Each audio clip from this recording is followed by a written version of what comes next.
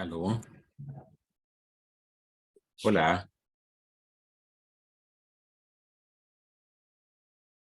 Buenas Hola, tardes. buenas tardes, profesor. Tanto tiempo Tanto, que no lo veía. tanto tiempo, así es. Dios le Qué bendiga, rico, hermana María Cristina. qué rico encontrarnos de nuevo. Así es, una bendición volver a vernos. Hermano Hugo, bendiciones. ¿Cómo está Calama? Pastor, ¿cómo están? Mi hermanos, mi hermana, buenas noches. Gusto en verlo de nuevo. También es un gusto saludarlo, hermano. Hermano Víctor, bendiciones. Hermano David y Nicole, Dios les bendiga a todos. Estamos en nuestra primera clase de Teología del Nuevo Testamento. Así que les quiero dar la bienvenida a todos por comenzar una nueva jornada, gracias al Señor. No nos vemos, creo, si mal no recuerdo, hace como 2 o 3 años. No me acuerdo hace cuánto ya. Hace harto tiempo. Pero qué bueno es volver a verlos. Así que doy gracias a Dios por sus vidas y esperamos que este tiempo sea de bendición para todos. Así que bueno, comencemos de buena forma. Comencemos primeramente orando al Señor, ¿ya? Así que voy a orar. Padre bendito, Padre del cielo, te damos muchas gracias por tu amor, por tu misericordia. Y en esta hora de forma especial queremos pedirte por esta clase, Señor, por teología del Nuevo Testamento. Queremos pedirte, amado Dios, que usted bendiga nuestras vidas, que nos ayude a aprender, a crecer en la fe.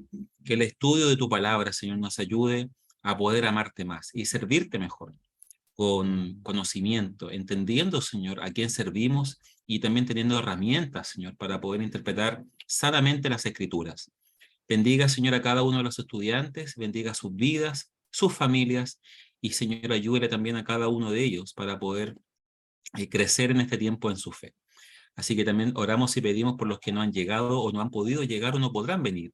También pedimos por cada uno de ellos y te entregamos esta clase y la encomendamos en tus manos, en el nombre del Padre, del Hijo y del Espíritu Santo. Amén. Amén. ¿Ya? Bueno, para comenzar, aún así es bueno que nos podamos presentar. Todos nos vamos a presentar, así que cada uno va a tener 30 segundos para presentarse. Todo le va a tocar. Quiero comenzar.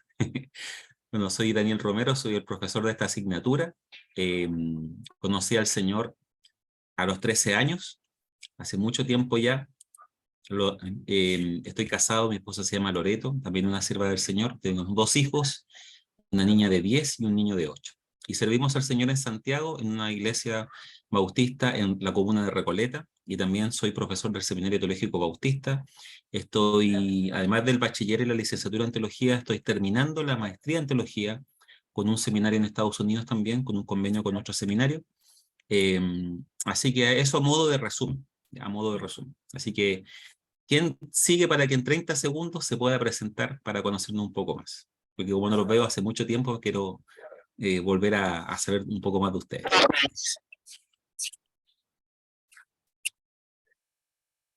Así que la idea es que todos se presenten un ratito, ¿ya? Por favor. A ver, vamos a empezar por las damas. Se va a pedir a la hermana María Cristina, después a nuestra hermana Nicole que se puedan presentar. Después el hermano Hugo.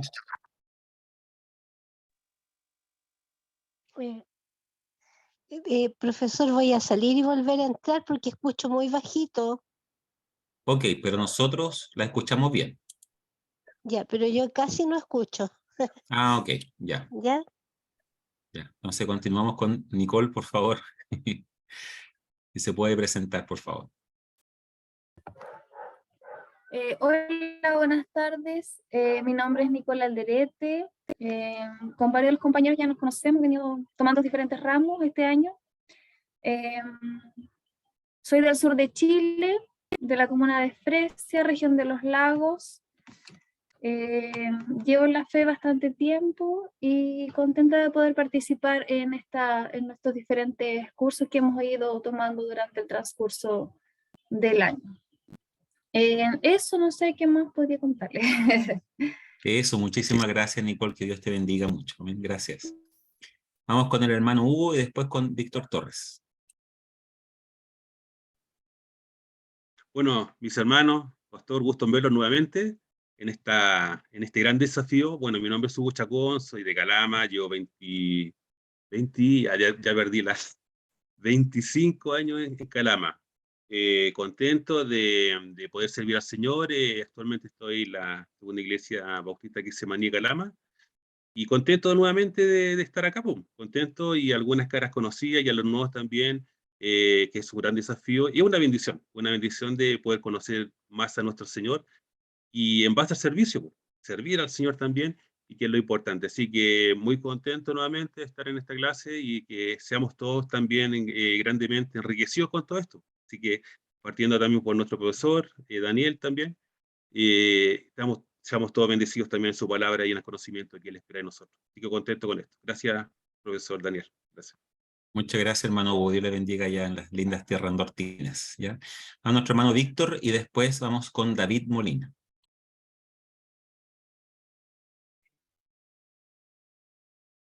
Eh, Buenas tardes.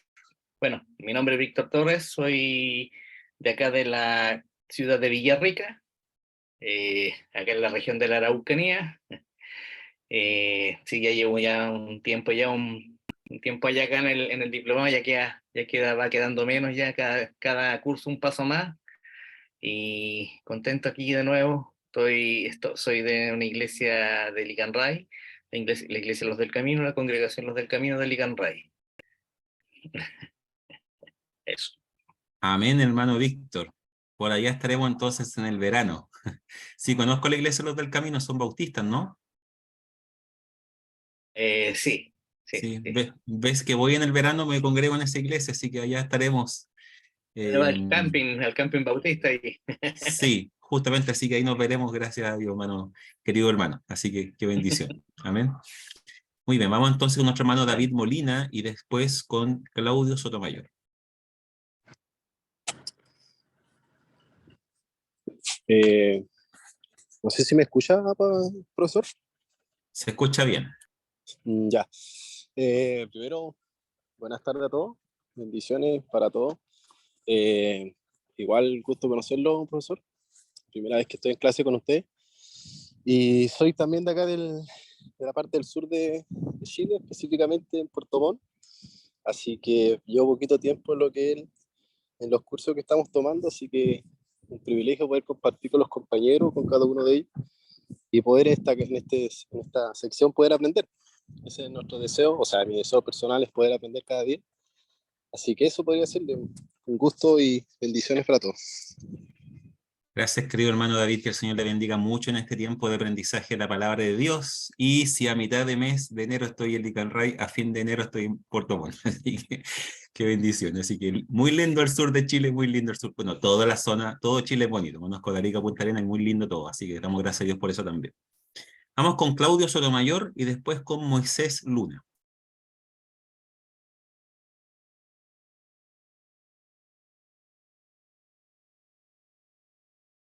Aló, ¿está Claudio Sotomayor por ahí? Ahí sí. Sí, acá estoy, acá estoy. Estaba con un pequeño problema del internet, así que ahora ya pude estabilizarme. Bueno, mi nombre es Claudio Sotomayor, ya este es mi curso número 12 en Educa. He tenido el agrado también de participar en otros cursos con usted, profesor. Así que muy contento de volverlo a ver y también, bueno, de estar con este grupo, que es un grupo bastante bendecido, donde hay de distintas denominaciones y eso enriquece bastante el diálogo y así ha sido los cursos anteriores, así que muy contento de estar participando y espero poder aprender mucho más sobre la palabra del Señor. Así que muchas bendiciones a todos. Amén. Muchísimas gracias también, estimado Claudio. Qué gusto volver a verte, que el Señor también bendiga mucho tu vida. ¿De qué ciudad eres, Claudio? ¿O de qué zona? De Valdivia, la ciudad de Valdivia, acá Valdivia, en el eso. sur. Harto sur. Van ganando los Sí. sureños hasta el momento. Muy bien. Gracias, Claudio. Vamos entonces con Moisés Luna y después nuestra hermana María Cristina.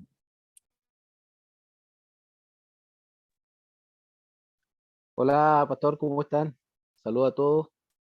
Mi nombre es Moisés Luna.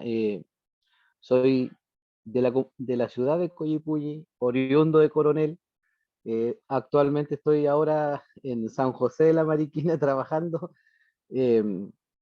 así que desde aquí estoy tomando la clase, la señal no es muy buena, pero espero tomarla bien. Esta es la segunda clase que tomo con usted. Recuerdo que tomamos la Reforma Protestante, estuvimos tiempo atrás con usted. Así que un gusto verle nuevamente. Espero que este curso sea de bendición para todos, como lo han sido todos los demás. Y eso, que sigamos Ah, juntos.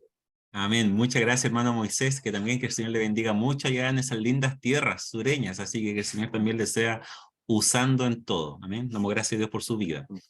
Vamos con la hermana María Cristina y después vamos con nuestro hermano Daniel Ocega. Bueno, un gusto nuevamente. Yo conocía de antes al profesor, he estado como en 2 o 3 asignaturas con él. Tengo muy buen recuerdo de él, así que qué rico estar. Fue como una sorpresa, pensé que no lo íbamos a volver a ver. Estoy terminando ya el diplomado, creo que me quedan 2 asignaturas nomás. Y contenta porque últimamente no había podido estar en vivo y en directo en las clases, tenía que verlas diferidas porque tenía un problema el día lunes, ¿ya? Pero gracias a Dios ahora voy a poder. Así que para poder ver a mis compañeros también, que los echa de menos. Eso. Amén. Muchas gracias, hermana Amén. María Cristina. ¿Usted es de Santiago o de otra No, zona? yo soy de Viña del Viña del Mar. Mar. Eso. Sí, Lindo Viña ya, también. La ciudad sí, jardín. Así que, sí. amén. Dios le bendiga mucho y qué bueno Ya, que hay varios que ya están terminando. Que el Señor les ayude a seguir creciendo en su fe y amén, aprender. Así que me alegro mucho, amén. María Cristina, que estemos juntos y qué bueno que tengas buenos recuerdos. Yo también tengo buenos recuerdos de ustedes como curso. Así que Dios les bendiga. Gracias. Amén. Bueno, amén. Vamos con nuestro hermano Daniel. Y después del hermano Daniel, vamos con Ezequiel Espinosa. Hola, buenas tardes, ¿cómo están? Un gusto saludarlo a todos. Bueno, yo soy Daniel, de acá de Concón, Viña del Mar, al ladito de mi hermana. Y bueno, yo tengo algunos cursos que han sido de mucha bendición. Y bueno, espero que este también, y creo que así será. Y feliz, pues feliz. Aquí hemos hecho un grupo bonito que siempre de alguna manera nos apoyamos y nos ayudamos con lo que son los trabajos y todo eso. Así que bien, gracias a Dios, este diplomado ha sido, o lo que llevo de este diplomado ha sido de mucha bendición. Así que espero seguir creciendo con la ayuda del Señor. Y un gusto conocerlo, profesor. Primera vez, no lo había visto nunca. Es poquito lo que llevo, así que, oiga, y lo otro, vayan a Coñaripe también. Coñaripe es excelente. Vamos a toda esa zona. Digan Ray primero, que es la base, pero vamos a Coñaripe, Eh, Pucón, Villarrica, las termas por ahí, así que muy lindo la zona. Y yo, también hace poco estuve en Concón, justamente estuve en el mes de octubre en Viña y en Concón, y el Señor también bendiga mucho sus lindas ciudades, que el Señor les siga usando también en su reino allá. Y el hermano Daniel hablaba algo muy importante, que hemos hecho un lindo grupo y conversamos, compartimos. Yo le animo que eso lo valoren, porque en un mundo tan individualista, ustedes necesitan tener amigos no solamente dentro de la iglesia y con su familia, sino que también fuera de su congregación, en la diversidad de iglesias evangélicas que existen, somos muy diversos, pero independiente de esa diversidad nos une Cristo, el Señor, y ahí nos aferramos y en Él somos uno, así que animémonos también a estar ahí, así que me alegra mucho que también mantengan contacto unos con otros. Amén. Gracias, hermano Daniel.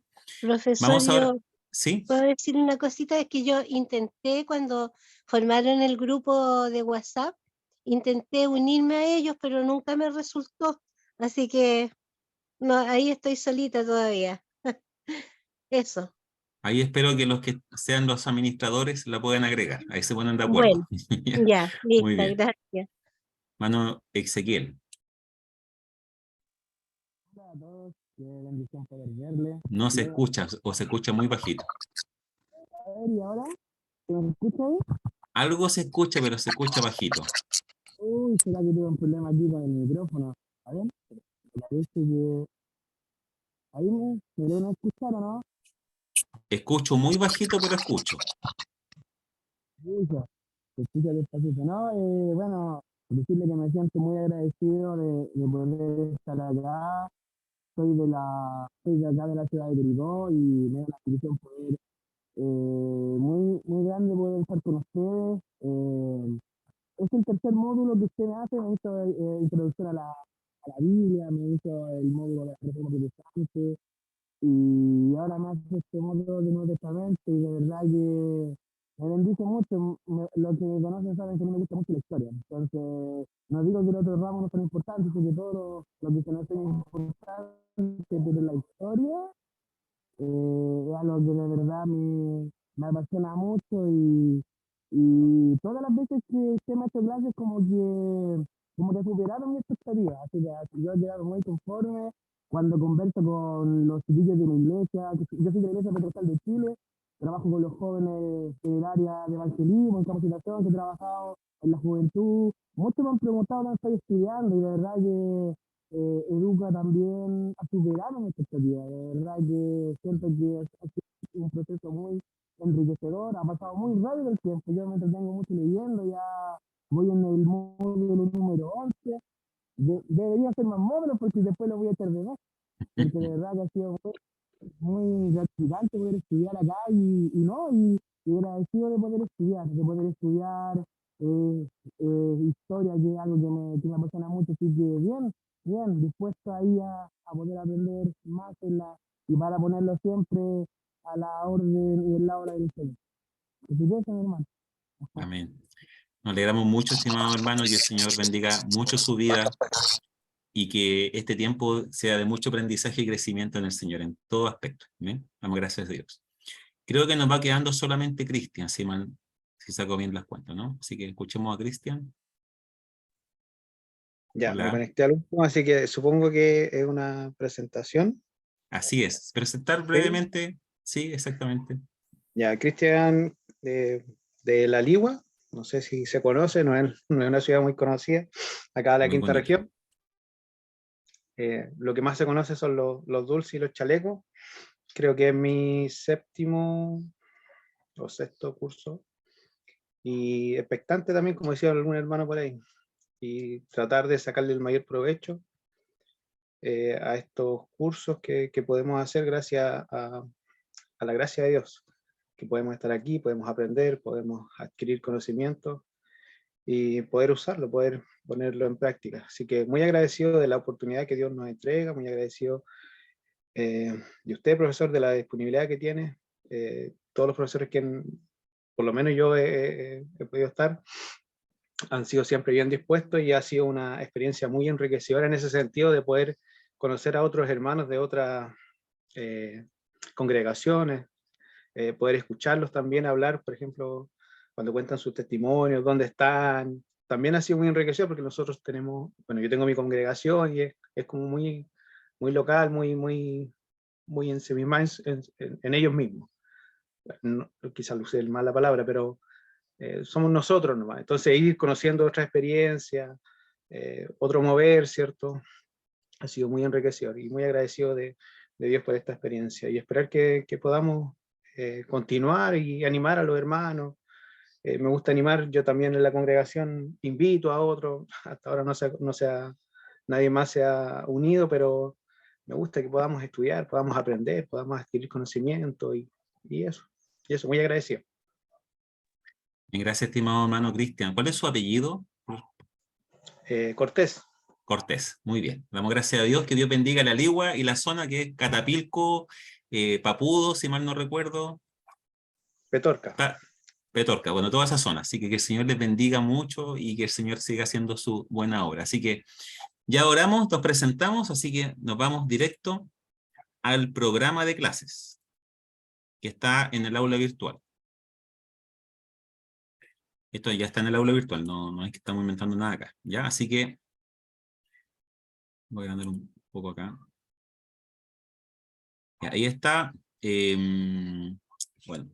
Bueno, tiene una duración de aproximadamente 7 semanas, y estamos considerando los días lunes porque en general es la fecha o es el día que la mayoría siempre ha podido estar en el pasado. Yo también puedo estar los lunes, otro día un poco más me complica muchísimo. Y de hecho, de las 7 semanas, porque hoy es 14, pero el próximo lunes 19 tenemos también clases, después tenemos el 26 de diciembre, luego, si mal no recuerdo, es como el 2 de enero, ¿cierto? 2 de enero, entonces tenemos 14, 19, 26, 2 de enero, 9 de enero, ahí van 5, después tenemos el 16 de enero, pero esa clase del 16 de enero tendré que lamentablemente dejarla grabada, no vamos a juntarnos presencialmente, la voy a grabar y la vamos a subir, porque voy a estar en vacaciones, entonces voy a dejarla grabada y voy a responder cualquier duda que tengan de la clase por el chat, ¿ya? Pero después nos volvemos a juntar el día 23 de enero, que esa es nuestra 7ª clase. Y ahí sí va a ser online también y voy a contestar cualquier duda que haya quedado de la clase anterior, más todas las preguntas nuevas, ¿ya? Y esas son las 7 semanas, es decir, de aquí a finales de enero, 23 de enero aproximadamente, va a ser nuestra última clase, es decir, hasta el 30 de enero dura la asignatura, que es la semana número 8, que es básicamente para recibir algún trabajo o tarea atrasada, ¿ya? Así que el tiempo va a pasar muy rápido y espero que podamos aprovechar harto este tiempo porque hay harta lectura, ahora me voy a enfocar en eso y también animarlos para eso. Así que vamos ahora volvamos nuevamente al programa de clases. La descripción es que en este curso se abordará el panorama sociocultural del Nuevo Testamento y se introducirá al participante en los principales conceptos teológicos y características del Nuevo Testamento. Lo principal es un panorama general. No es detallado, no es una exégesis, pero sí es un panorama general. El estudiante podrá comprender la razón del orden escritural y la dirección de los mismos, así como la naturaleza del Evangelio, su predicación y doctrinas. Se analizarán los temas, énfasis, ideas principales y los rasgos de cada libro. El dominio de estos contenidos es fundamental para quienes desean ampliar sus conocimientos teóricos y prácticos y así interpretar la palabra de Dios de forma más profunda, con el fin de seguir fielmente a Jesús con la contribución del Nuevo Testamento. Dentro del objetivo general está capacitar al estudiante para adquirir un conocimiento elemental de teología bíblica del Nuevo Testamento, con el objetivo de comprender su mensaje original y así poder realizar una interpretación teológica contextualizada. También se espera que logre desarrollar habilidades y obtener herramientas bíblicos teológicas que potencien la fe personal y su aplicación comunitaria.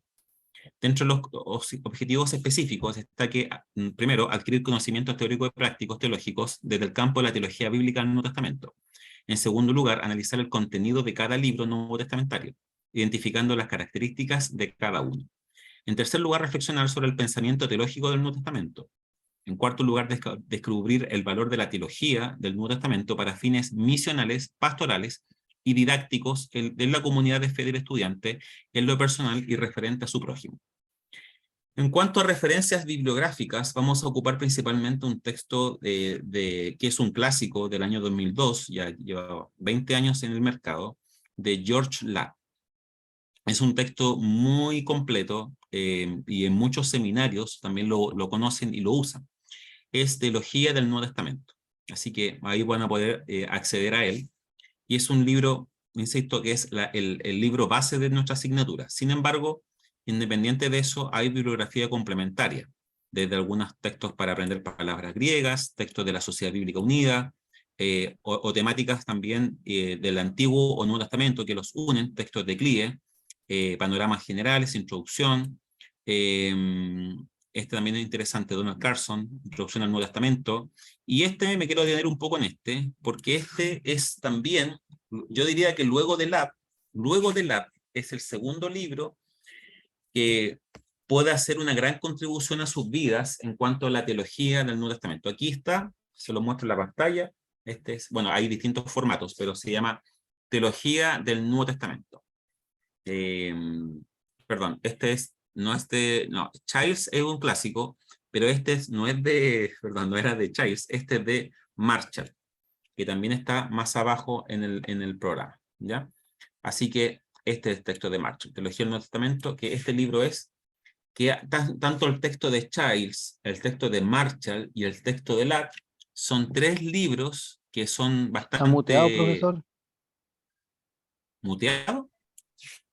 ¿Los demás me escuchan? Sí, profesor. Sí. Sí, yo lo escucho. Ya, me dicen que me escuchan, no sé qué será. Bueno, el texto de Childs, el texto de Howard y el texto de Ladd son tres grandes libros que les pueden ayudar a tener una cosmovisión del Nuevo Testamento muy general y muy completa. Si bien es cierto, hay varios libros más, esos tres libros en particular les pueden ayudar muchísimo a lo que es la teología. Distinto es panoramas generales, distinto es diccionarios, comentarios, pero a modo de teología, el texto de Childs, el texto de Howard y el texto de Ladd son tres libros que les van a ayudar muchísimo, ¿ya? Pero hay muchos más, algunos clásicos como Alfred Edersheim, que es experto en el campo de los judaísmos, pero también con el Nuevo Testamento, etcétera, etcétera, ¿ya? También otro texto también que es importante o que también es interesante, el texto que también lo he leído, pero yo les recomiendo este texto principalmente para tener un conocimiento de la historia de la teología del Nuevo Testamento. Cómo en la historia se ha estudiado el Nuevo Testamento. Este libro, el Compendio Portavoz de Teología de Paul Enns, les va a ayudar en eso, ¿ya? De hecho, parte de la clase de hoy, la clase número 1 que es de hoy, está basado en el texto de Paul Enns, ¿ya?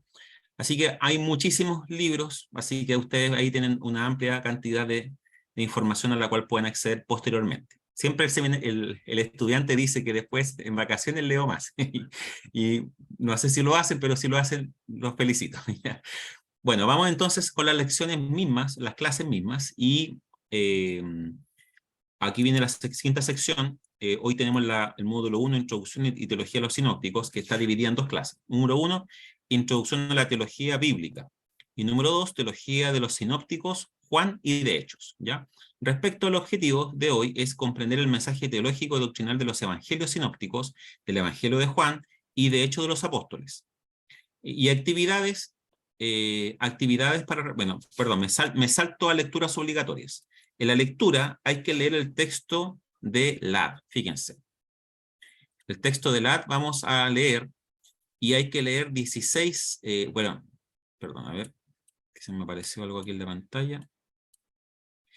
Tenemos que leer 41 páginas de los Evangelios Sinópticos, capítulo 16. Ahí está el número de página en PDF. Luego, el capítulo 17, que es el Evangelio de Juan, que son 12 páginas más, y terminamos con solo 5 páginas del libro de los Hechos. Así que son en total 58 páginas que tienen que leerla en 2 semanas. Es decir, 30 páginas por semana. 30 páginas igual es harto, pero tienen solamente una asignatura, no tienen más, así que podrán hacerlo. Estoy seguro que podrán hacerlo. Es bastante, pero van a tener una visión bien panorámica y general de la clase. Así que son 2 semanas esta clase, esta primera parte, que es el módulo 1. Tenemos 3 módulos. El módulo 1 tiene 2 clases, el módulo 2 tiene 2 clases más, y el módulo 3 también tiene más clases, ¿ya? Así que por eso en este módulo vamos a revisar esto, que es el tema de 2 semanas. Aquí, por eso la clase de hoy está marcada, pero nuestra segunda clase el lunes 19 de diciembre, 20-30 horas. Eso es entonces lo que hay que leer, y esto es el tiempo que tenemos. Ahora, ¿cuáles son las actividades y evaluación? Son 3 formas, hay 3 cosas que voy a evaluar. Número 1, si leen todo esto, les va a aparecer, de hecho lo voy a revisar ahora, en el aula virtual, una sección que dice declarar lectura. Y tienen que decir qué porcentaje de las 58 páginas leyeron en total. Alguien puede decir, leí el 100%, leí las 58 páginas. Alguien puede decir, no leí las 58 páginas, leí solamente 60%. Basado en eso, lo vamos a evaluar, ¿ya? La declaración de lectura tiene un 20% del total. Luego, vamos a hacer un cuestionario, que este cuestionario está basado en las lecturas y en las clases en línea. En ambas cosas, lecturas, estas 58 páginas, más las clases en línea, está basado el cuestionario. Ustedes pueden ingresar el cuestionario ahora mismo, pero yo les animo a que después que terminen de leer todo, hagan el cuestionario, no antes. Y lo tercero es que otro 40% va a valer un informe crítico. Desarrollar un informe crítico que resuma el contenido del libro de Marcos, basado en el texto de Carson. Este es otro texto. Son más páginas que leer para solamente hacer un informe, ¿ya? Pero todo esto le va a ayudar a profundizar en un libro. ¿Qué libro de todos? El texto de Marcos, que es el evangelio más breve. Así que todo esto les va a ayudar. Ahora me voy a ir a Profesor, otra profesor, sección. Dígame nomás, ¿sí? antes que siga, el informe consta de un resumen más hacer un informe crítico. Excelente pregunta. Sí, Excelente, porque excelente ahí yo tengo pregunta. la duda, si hay que resumir la lectura más hacer un informe crítico o hacer un informe crítico resumido nomás de todo lo que se leyó, no sé. Leámoslo acá, lo tengo acá, porque en el aula virtual hay una parte que dice actividades del módulo, y dice, en este módulo se valoran 3 actividades. Primero, declarar el porcentaje de cumplimiento de la lectura obligatoria, las 58 páginas. Segundo, que el estudiante responda al cuestionario online, también se le comenté. Y lo tercero, que el estudiante entregue un informe crítico. ¿Cuál es la rúbrica? ¿Cómo se va a evaluar ese informe? De la siguiente manera. Tienen que hacer un informe donde el formato, aquí está el tipo de letra, interlineado sencillo, color de letra negro, etcétera, etcétera. Tiene que tener una página de portada con el logo de Educa, etcétera, etcétera, etcétera, ¿cierto? Y media página máxima de introducción, ¿ya? Una introducción. Luego, contenido. Resumir el contenido del libro de Marco basado en el texto de Carson, considerando solo los títulos. Resumirlo. ¿Por qué? Porque ya tienen una página de introducción, luego tienen que hacer esto. Se va también a evaluar la síntesis, la capacidad de ustedes de poder resumir, ¿ya? Y el texto tiene que tener máximo 5 páginas, es decir, si hay una de portada, les quedan 4 páginas para hacer una introducción, poner el resumen, poner la aplicación y poner las conclusiones, así que tienen que ser muy escuetos, no textos muy largos, traten de escribir de buena forma. En la parte de aplicación, tienen que describir al menos 3 aplicaciones para la iglesia local en la que ustedes participan.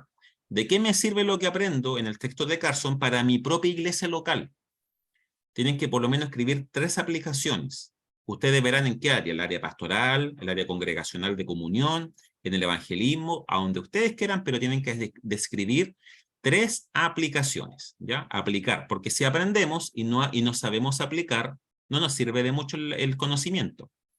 Y justamente el énfasis siempre ha sido de mis clases, es poder ser lo más práctico posible para la iglesia local, para mi vida personal, pero también para mi iglesia local. Y último, conclusiones. Elaborar sus propias conclusiones del estudio, indicando en qué concuerda con el autor y en qué temas difiere o no está de acuerdo con el autor. Esa es la parte crítica también. No solamente resumir, sino decir en las conclusiones, yo estoy de acuerdo cuando el autor plantea esto, pero estoy en desacuerdo cuando el autor plantea esto por esta razón, siempre explicando el porqué, ¿ya? Y cumplir con la fecha de entrega. ¿Cuándo se entrega esto? Lo vamos a poner en el aula virtual, ¿ya? Cada día de atraso, la fecha de entrega descuenta 3 décimas a la nota final. Usted se demora 5 días y tiene 1,5 puntos menos, así que trate de ser riguroso con la fecha de entrega, ¿ya? Cualquier duda que tenga, lo puedo hacer en el foro de dudas. Ahí me pregunta cualquier tipo de duda que pueda tener. Así que ahora nos vamos a ir al aula virtual para que revisemos cómo es esto, ¿ya? Aquí está el aula virtual. No sé si ya se ve. Ahí se está cargando. Ahora sí. Entonces aquí está la sección, ¿cierto? Y me voy... Ya, no, tengo que irme al área general. Aquí está. Entonces hay una sección que está acá, que se llama Introducción General. Y luego está el módulo 1. En la Introducción General tiene varias pestañas. Una de estas pestañas, ¿cierto? Es avisos. Aquí yo informo. Aquí ustedes me pueden preguntar, foro de consultas. Y aquí es un tema para que ustedes hablen entre ustedes. Así que está como súper especificado. Este es para que yo diga cosas o publique información. Este es para que ustedes me pregunten a mí. Y este es para que ustedes hablen entre ustedes. ¿Ya? Así que está todo muy bueno. Respecto al módulo 1, el módulo 1 de teología, aquí como van a ver, está la ruta de aprendizaje que les acabo de mostrar. Están las instrucciones de actividad del módulo 1 que acabamos de ver. Aquí está la lectura del texto de Lat, aquí está la lectura del texto de Carson, y aquí están las tres partes donde ustedes tienen que informar. Enviar informe crítico, hacer el cuestionario del módulo 1 y declarar lecturas. Cuando ustedes apretan declarar lecturas, les va a preguntar entonces van a poner acá.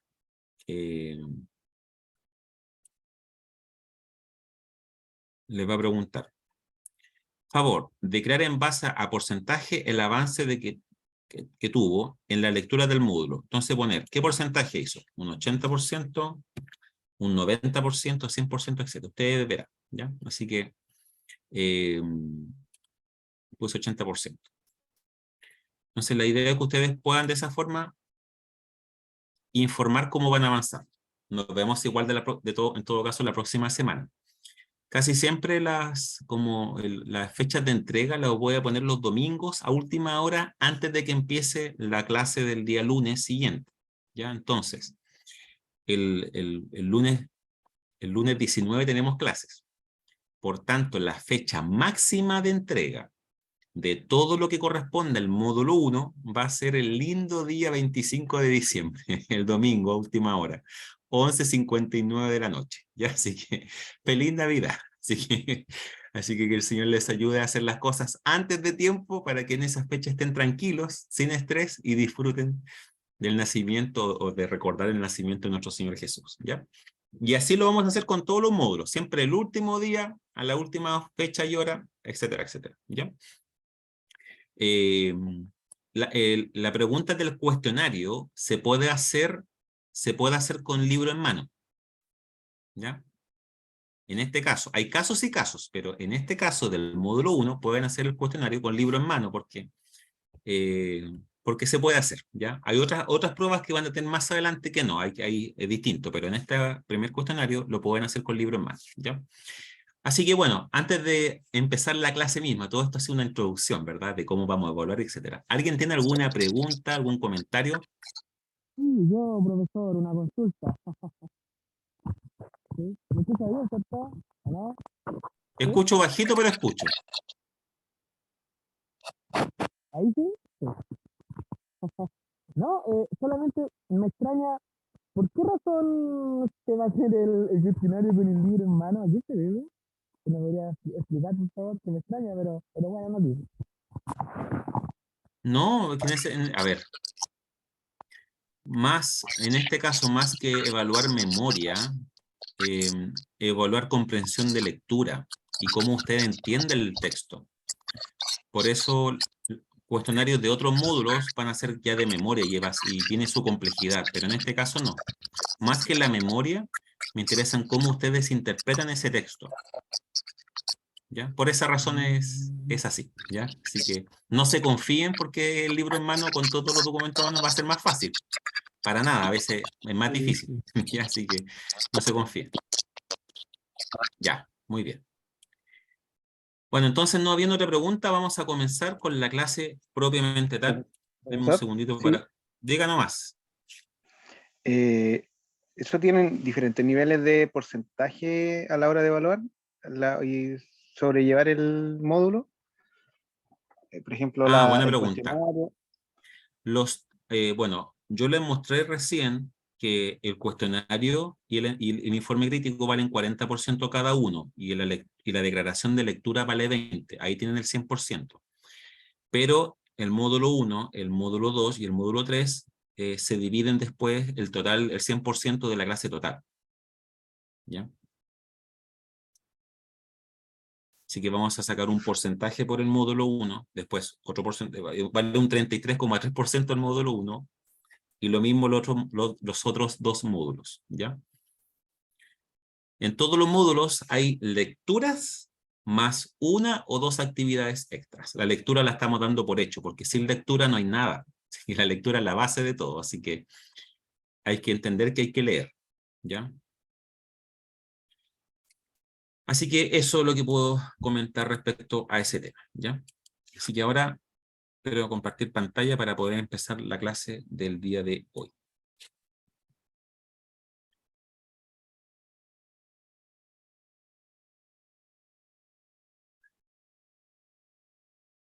Teología de los Evangelios y Hechos. Teología de los Evangelios y Hechos, ¿ya? Bueno, ya les comenté los contenidos, ¿cierto? Vamos a revisar la introducción a la teología del Nuevo Testamento y de los evangelios sinópticos, el Evangelio de Juan, las cartas las vamos a ver en otra clase, en otro módulo, y el libro de Hechos de los Apóstoles. Comprender el mensaje teológico de estos textos, ¿ya? Y también están las lecturas obligatorias, son 58 páginas, ahí están las actividades, evaluaciones, y tenemos de tiempo 2 semanas. Eso ya lo acabamos de ver. Así que le invito a que podamos, ¿quién puede leer por favor el texto de Mateo, capítulo 16, versículo 16 al 18? Vamos a partir por aquí.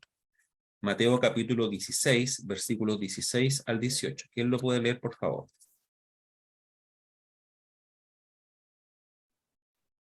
Amén, profesor. Amén, gracias. Mateo capítulo 16, versículo 16 al 18. La Sí, por palabra del favor. Señor dice así. Respondiendo Simón Pedro, dijo, tú eres el Cristo, el Hijo del Dios viviente. Entonces le respondió Jesús, bienaventurado eres, Simón, hijo de Jonás, porque no te lo reveló carne ni sangre, sino mi Padre que está en los cielos. Y yo también te digo, que tú eres Pedro, y sobre esta roca edificaré mi iglesia, y las puertas del Hades no prevalecerán contra ella. Amén. Excelente, miren. Siempre acá hay que poner atención a todos los detalles que la Biblia nos dice. Y el primer detalle nos dice dónde ocurre esto. ¿En qué ciudad ocurre esto? ¿Qué me puede responder, por favor? La región de Cesarea, de Filipo. Cesarea de Filipo. Entonces, esa zona queda más hacia la costa y Cesarea es un nombre romano en honor al César. Entonces, que probablemente lo puso Herodes, uno de los Herodes. Entonces, en ese contexto vemos que esta es una ciudad más que de tendencia, o sea, si bien es cierto todo en un mundo judío, estamos acá en un mundo judío, pero es una ciudad que tiene gran influencia romana. Y en ese contexto, ¿cierto? Jesús les pregunta, ¿quién dicen las personas que es el Hijo del Hombre? Y ahí vemos un título ya, el Hijo del Hombre. Vamos a ver ahora las cristologías, cómo se interpretan, cuáles son los títulos con los que se menciona a Cristo en los diferentes evangelios. Y este es uno, Hijo de Hombre, que es un título importante, porque ¿en qué libro de la Biblia en el Antiguo Testamento aparece este título, Hijo de Hombre? ¿Alguien sabe? Daniel. Excelente. En el libro de Daniel se nos dice que viene un Hijo de Hombre, y Jesús ocupa este exacto título para hablar de sí mismo, haciendo una referencia entonces de alguna forma mesiánica. Desde esa perspectiva, entonces, ¿qué dicen las personas que soy yo? Y ellos dan sus respuestas, pero Jesús se quiere enfocar en otra cosa. ¿Quién creen ustedes que soy yo? Y ahí Pedro se saca un 7, ¿cierto? Y responde de forma milagrosa.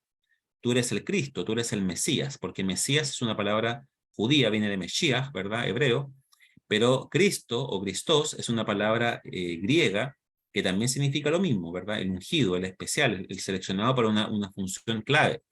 En ese sentido, entonces, Pedro se saca acá un 7 y Jesús le responde, ¿cierto?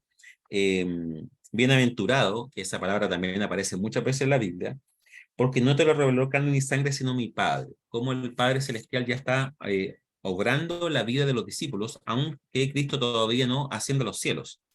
Pero después dice el verso 18 que yo también te digo que tú eres Pedro, y sobre esta roca, pero la palabra Pedro y roca, si ustedes ven en sus Biblias, dice tú eres Petros, ¿verdad?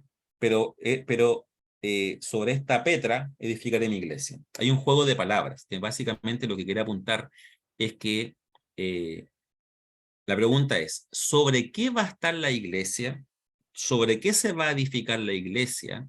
¿Sobre Pedro o sobre la frase que acaba de decir Pedro? Esa es la pregunta en cuestión. Tenemos una iglesia grande, ¿cierto? Que dice que el apóstol Pedro es la roca de la iglesia, que es el primer papa y lo demás. Pero nosotros como evangélicos interpretamos el texto que lo que está diciendo acá Jesús es que tú eres Pedro y sobre esta roca. ¿Qué roca?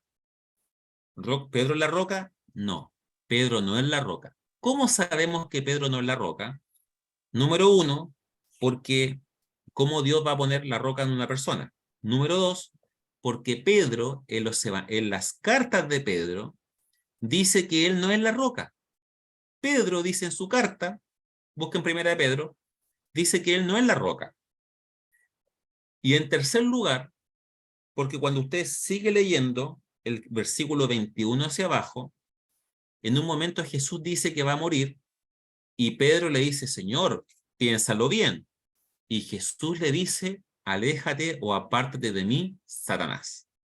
Entonces, en un momento del día, Pedro se saca un 7 y en otro momento del mismo día, Pedro se saca un 1, porque de alguna forma el enemigo está influenciando a Pedro para que diga este tipo de frases. Que no muera Jesús, cuando la función o el destino de Jesús, ¿verdad? O el plan de Dios era justamente que Jesucristo muriera por los pecadores que somos nosotros. Entonces lo que vemos acá es que Pedro dice que no es la roca, Pedro se saca un 7, después se saca un 1, y además no puede estar fundada la roca sobre una persona, sino que la roca de la iglesia es sobre lo que Pedro dijo. ¿Qué dijo Pedro? Tú eres el Cristo. Y sobre esa frase, esa roca, que Jesucristo también, 1 de Pedro 5, capítulo 1, también dice que Jesús es la piedra angular. Entonces Jesús es la piedra que se menciona acá. Y esto se lo digo porque es importante expresarlo, y vamos a ver ejemplos como estos, varios más, ya en nuestras siguientes clases. Así que, y yo les quiero hacer una pregunta a ustedes, pero que no me contesten en público, hágansela en privado. ¿Quién creen ustedes que es Jesús? Para ustedes, ¿quién es Jesús? ¿Es un amigo? ¿Es el Salvador? ¿Es un rey? ¿Quién es Jesús para ustedes? Les invito a que ustedes también se lo pregunten y pasen hoy día en la noche antes de dormir haciéndose esa pregunta. ¿Quién es Jesús para mí? ¿Ya? Vamos ahora a enfocarnos en la teología del Nuevo Testamento y a modo de introducción, porque aquí también hay varias cosas que hablar. Vamos a ver las raíces de la teología bíblica. Bueno, las raíces son extensas y variadas. En primer lugar, hay que comentar que la Biblia, siempre la misma Biblia nos muestra que se ha tratado de resumir la fe en Dios. Por ejemplo, Hechos capítulo 7. El diácono Esteban resume la historia de salvación. En Hebreos capítulo 11 se mencionan los héroes de la fe, pero de alguna forma también se trata de resumir la obra de salvación de Dios. La Iglesia con el tiempo también se ha dedicado a explicar sistemáticamente la fe bíblica. Y esto se observa, por ejemplo, desde los padres de la Iglesia, los padres apostólicos, como por ejemplo Ireneo y su regla de fe. Luego aparecieron los credos, el credo apostólico, ¿cierto? Creo en Dios Padre Todopoderoso, Creador del cielo y la tierra, etcétera, etcétera. Aparecen como respuesta al ataque que la Iglesia está teniendo de ideas de herejes de la época. Y además ayudan a fortalecer la enseñanza de la palabra de Dios de forma didáctica en la Iglesia. En el medioevo, Tomás de Aquino, por el año 1200, 1300, y su gran obra, la Suma Teológica, se convirtió ese texto en la base de la educación eclesial en la Edad Media. Se destaca entonces que la Iglesia ha sido beneficiada cada vez que se ha propuesto enseñar de forma ordenada la palabra de Dios. Durante la Reforma Protestante, el famoso lema de Lutero, sola escritura, fue un paradigma novedoso, ya que la tradición empieza a perder autoridad y empieza a tomar autoridad más la palabra de Dios por sí sola, en asuntos de fe y práctica. Sin embargo, el mismo Lutero también poseía una tradición y se enfocó en dar mayor autoridad a aquellos libros que enseñan más de Cristo, estableciendo así, el mismo Lutero hizo un canon o una selección de libros más inspirados o sagrados que otros dentro del mismo canon que ya existía. Porque recordemos que Lutero trataba como un libro sin mucho sentido el texto de Santiago por su énfasis en las obras, por ejemplo. Vamos a hablar de eso también más adelante. Calvino, por su parte, sería el iniciador de la teología bíblica, argumentando que es el Espíritu Santo quien dirige al cristiano a ver a Jesús tanto en el Antiguo como en el Nuevo Testamento, generando entonces una teología comprensiva de los dos textos. Luego se comenzó de Calvino, en el año 1560, se comenzó a sistematizar la doctrina, en la cual se recopilaron distintas interpretaciones bíblicas. Estas interpretaciones dominaron por 200 años a la Iglesia. Y siempre el problema consistía en que sola escritura de Lutero estaba divorciada del contenido y del contexto del texto. Posteriormente apareció un movimiento en la historia llamado el pietismo alemán, en el cual produjo un regreso a la Biblia para la vida personal, en contraposición a otro movimiento que existía en la época, que se llamaba la época de la escolástica, donde las personas trataron de unir la razón, el pensamiento intelectual, con la fe. ¿Es razonable creer? Apareció la escolástica por el siglo XI, XII en Europa, pero esto se empezó a traducir en una guerra de egos, de quién sabía más, de quién ganaba más disputas. Entonces, siempre en la historia cristiana vamos a ver que cuando sale un movimiento, después con el tiempo aparece otro que es la contraposición al anterior, son los extremos. Por eso los evangélicos también somos muy extremistas, porque aparece un movimiento de cierto tipo y aparece después al tiempo otro con otro extremo. Así que este intelectualismo le responde con el paso del tiempo, por el siglo XVI, el pietismo alemán, que más que querer saber tanta Biblia, ¿verdad? Y empezaron a decir que la mucha letra mata, ¿cierto? Etcétera, etcétera, que ustedes ya habrán escuchado esa frase, se empezaron a enfocar principalmente en la vida devocional. Leo la Biblia no para ganarle al otro una disputa, leo la Biblia para saber más y acercarme más al Señor. Ese era el foco. Después de todo esto, se puede identificar una así llamada crítica histórica, la cual empezó a tratar la Biblia en su contexto histórico, librada de los dogmas de la iglesia. Los dogmas son aquellas frases o cosas que uno aprende sin mayor explicación, uno las cree simplemente porque sí. Por ejemplo, la Trinidad. Mucha gente no sabe explicar la Trinidad, pero sabe que existe, es un dogma para ellos, ¿verdad? Etcétera, etcétera. Entonces, por eso, esta crítica historia trató de poner la Biblia en su contexto y desde ese contexto llegar a verdades universales. El problema es que nuevamente hay un divorcio, pero esta vez entre la tradición para interpretar las escrituras versus, ¿cierto?, lo que estaba versus el texto mismo. Entonces, ¿cómo unir todo esto? A veces está separado la tradición, los dogmas, la historia y el texto propiamente tal.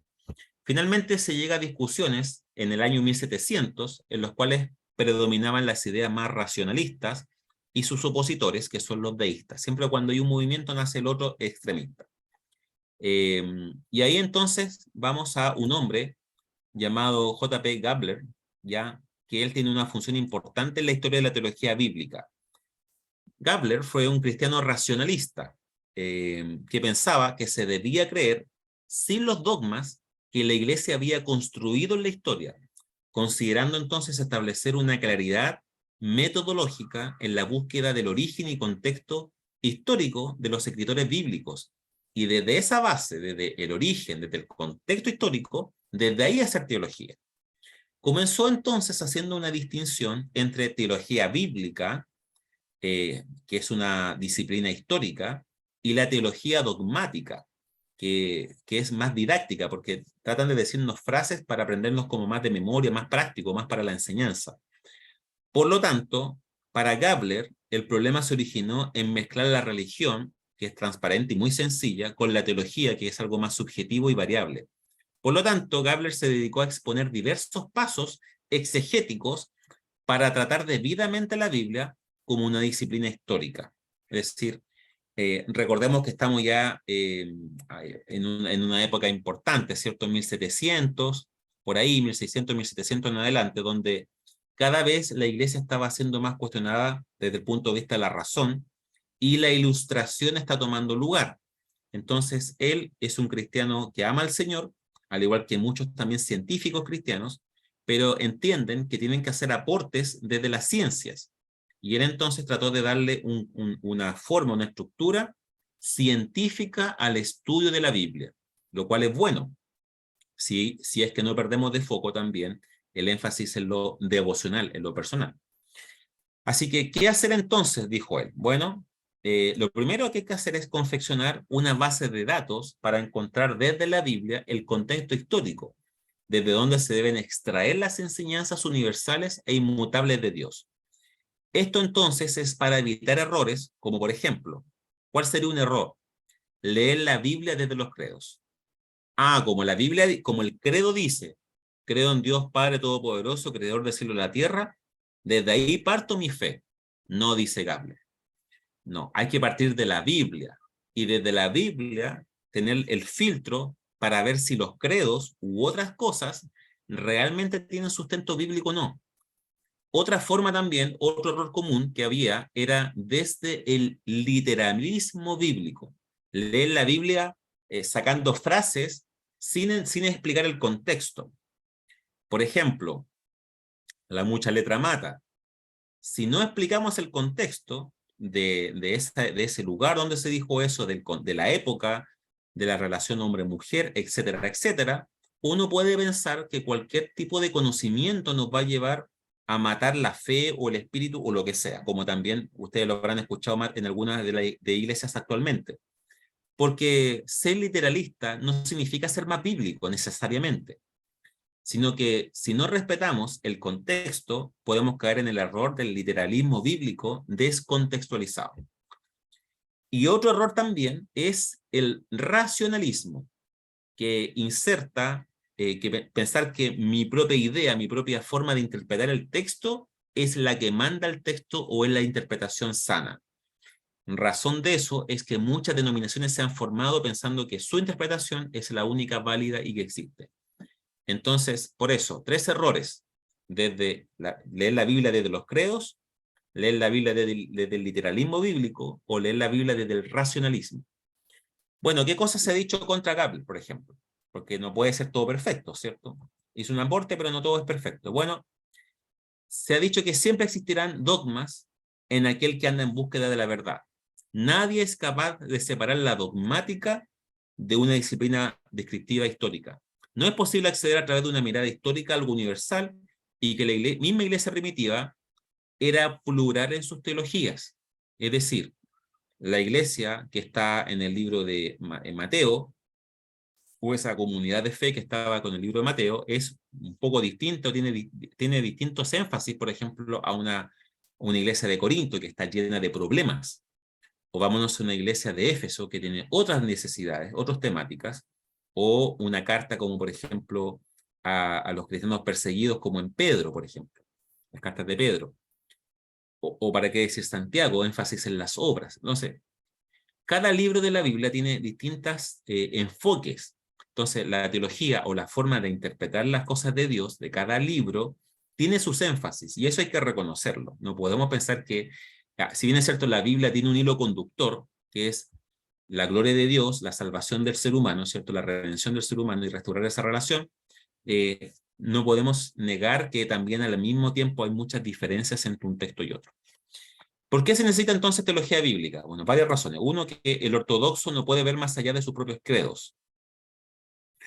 Entonces, claro, él cree, tiene un listado de creencias el ortodoxo, aquel que quiere hacer las cosas bien, dice que yo tengo la sana doctrina, pero no es capaz de ver más allá el contexto, la razón, el enfoque, no se ve, porque muchas veces nos enfocamos solamente en declaraciones dogmáticas.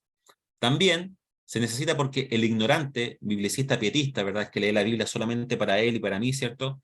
Que cree que uno llega a una teología bíblica simplemente usando frases o palabras bíblicas, ¿no? Escrito está, y dicen frases, a veces fuera de contexto. Y justamente no es lo que Satanás, no es la forma en que Satanás tienta a Jesús, citándole frases del Antiguo Testamento, pero descontextualizadas. Es el problema. Entonces, no basta con citar frases. Hay que entender que tenemos que entender el contexto de las frases bíblicas. Y también se necesita teología bíblica porque el racionalista inserta sus propias convicciones en su exégesis de los textos bíblicos. No deja que el texto hable. Él ya tiene su forma de pensar previa y quiere que la Biblia afirme, o mejor dicho, reafirme lo que él ya cree. Entonces, estos son problemas. Tenemos que ir a la Biblia con un corazón humilde y sincero, esperando que la Biblia nos hable en nuestro contexto, más allá de los credos, más allá de citar frases sin contexto, más allá de nuestras propias convicciones, que la Biblia nos hable tal y como ella es, ¿ya? Finalmente, ¿qué ha llevado todo esto? No ha habido consenso o unanimidad respecto a qué enfoque tomar respecto al estudio del Nuevo Testamento. hay dos enfoques principales. El enfoque mayoritario de mucha gente que sigue este método es construirla sobre la presuposición de negar la inspiración bíblica. Es decir, no vamos a partir creyendo en que la Biblia es inspirada, vamos a partir creyendo que todo se puede dudar. Esa es una forma de llegar al texto. No la comparto, por supuesto, pero este grupo de gente, los teologías más liberales, ven al Nuevo Testamento como un conjunto de teologías que están todas en conflicto. Santiago está peleando con Mateo, Pablo está peleando también con Santiago, no sé, etcétera, etcétera.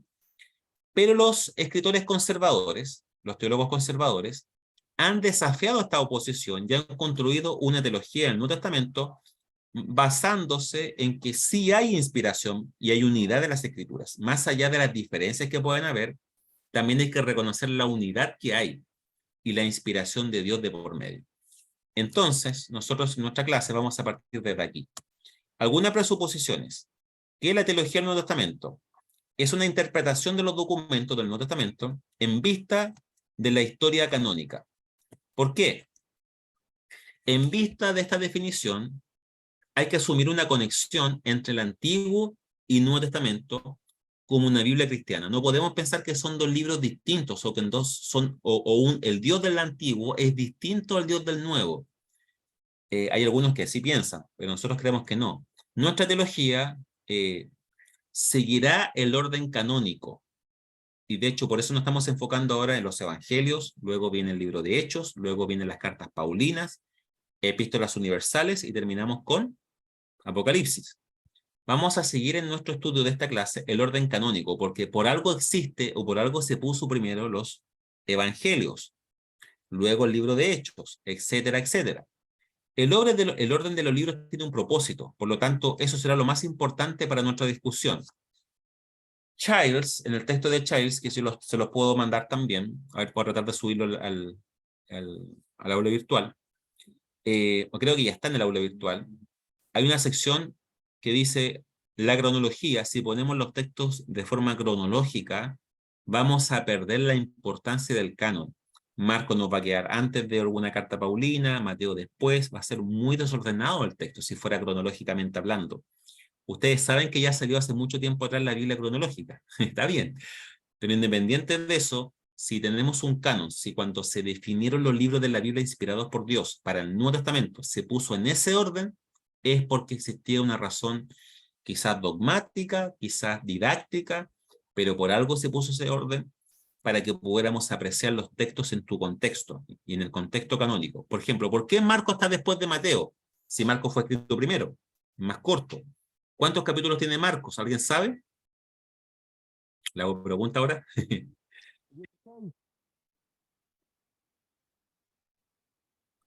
16 capítulos.